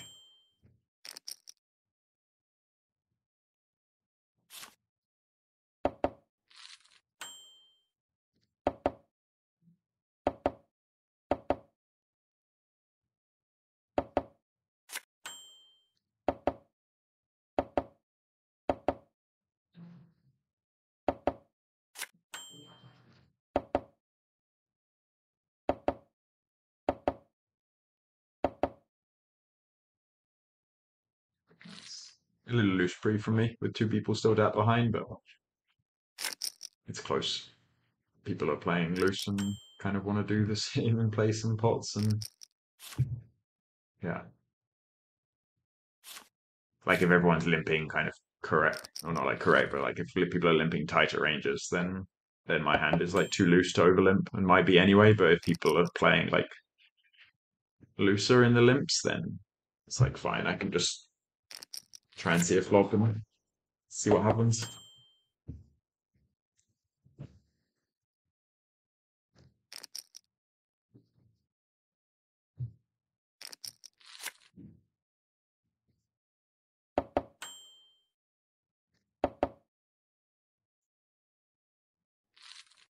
Lucky run out. Yeah, obviously, like I needed runner to win that one. Um, yeah, it's unfortunate for them. I think they played it fine. I think they can raise pre-flop. Limp call is fine, and they can raise the flop. But like call is also fine. You don't want to just like always raise when you have a jack. And they just got unlucky. But that's gambling sometimes.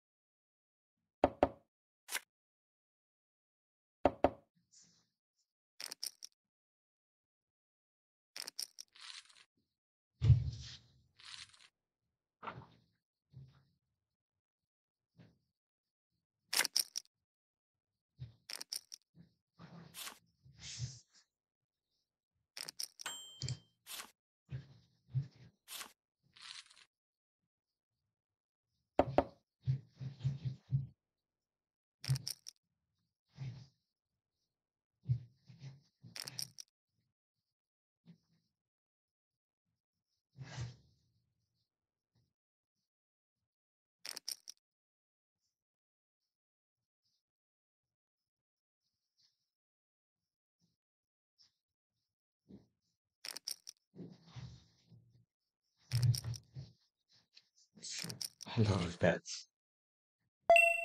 Yeah, that makes sense. Some good hands.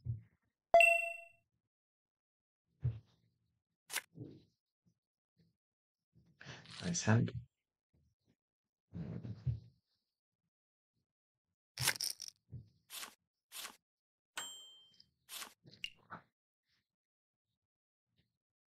There was a lot of bets that went in on the flop.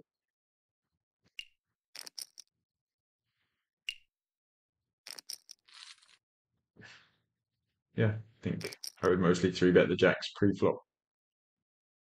But then once you call, I think the check raise is fine. Yeah, I mean, it sucks once you get 3-bet on the flop. Like, I would mostly just 3-bet the jacks pre-flop, I think. You don't want to call from the small blind that much there. With 2 people behind. And your hand is very good. So I would just like... Nice. I would just have mostly 3-bet the jacks pre-flop. Once you don't, I think check raise on the flop is fine. Once you get 3-bet on the flop, it really sucks. I guess they don't even always 3-bet like over pairs. They might just let you bluff, and they can have like, maybe you think they have 10 sometimes, and they can have like just the nut flush draw or something like 6-5 that's like a mergey kind of play. So hard to fold, but it's not fun.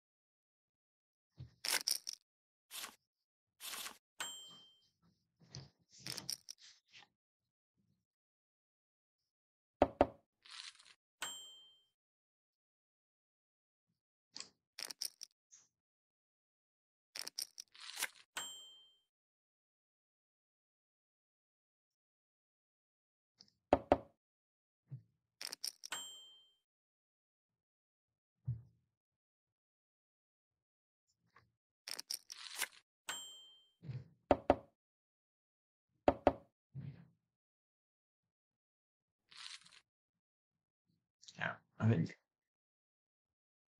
pre-flop is like normal. I would just like always limping my hand when we're that deep in the small blind with the ante.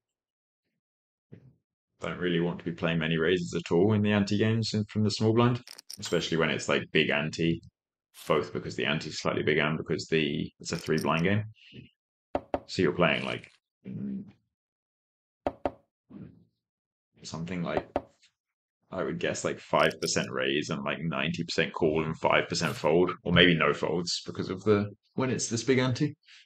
When it's, yeah, slightly big ante and the small blind folded. So normal, my hand on the flop can like check or bet. Obviously the flop is like better for me in terms of I can, because I'm limping most of my range pre-flop, I can have queens and jacks and queen jack suited, whereas they would raise all those hands pre-flop and like aces and kings and ace king. So yeah, I can like check flop or bet. Turn I can bet again, but like it starts being, they do have all the 9-10, so they can have straight now. And once I bet half pot and they call, like they have I know they have something, so it's not like I'm as far ahead in equity as before. And I think I can, yeah, I can just like check call sometimes, and they're just bluffing me. They could have like king nine or 5-4 of hearts, and I check call, and I can also check call and hope for a, yeah, I can still just like improve, right? I can hit a king, ace, or nine, even if they have something.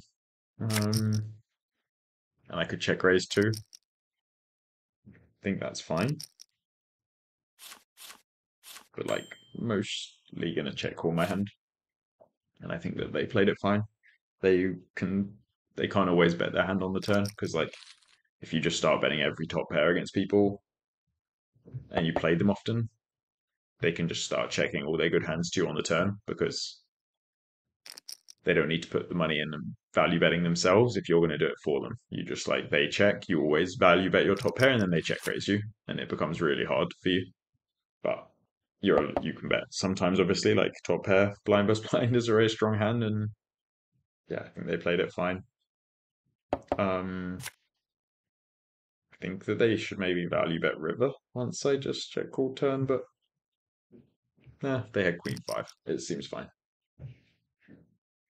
They probably want a stronger queen to value bet river, I think, because it was half pot as well. Like I would usually bet a third pot on the flop often. I mean, yeah, I'm not sure. I think they played it fine, and yeah, their hand is probably not strong enough to value bet river. They want something maybe like queen nine or better.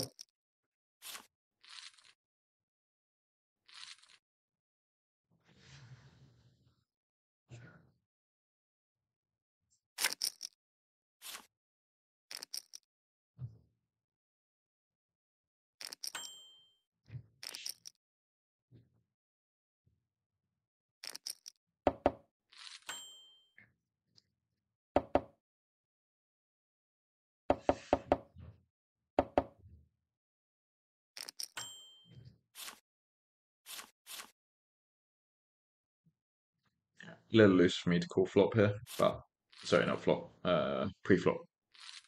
We're two people behind, but like it's fine. Don't have, coming towards the end of the session. Just want to see some flops and see if we can make some good hands, play some bigger pots. So it's kind of fine to do, be a little looser. I mean, it's 10-7 suited. How bad can it be? It's a good hand.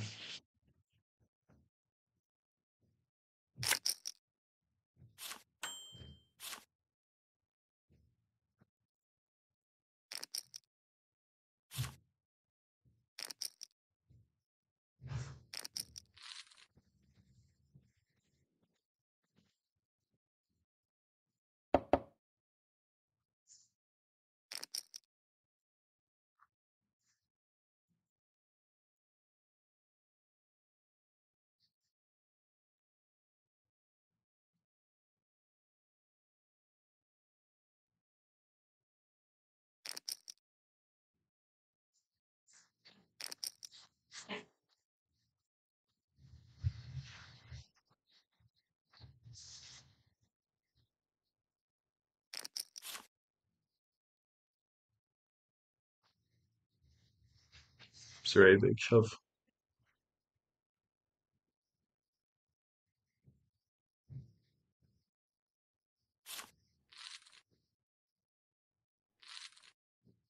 It's a good hand.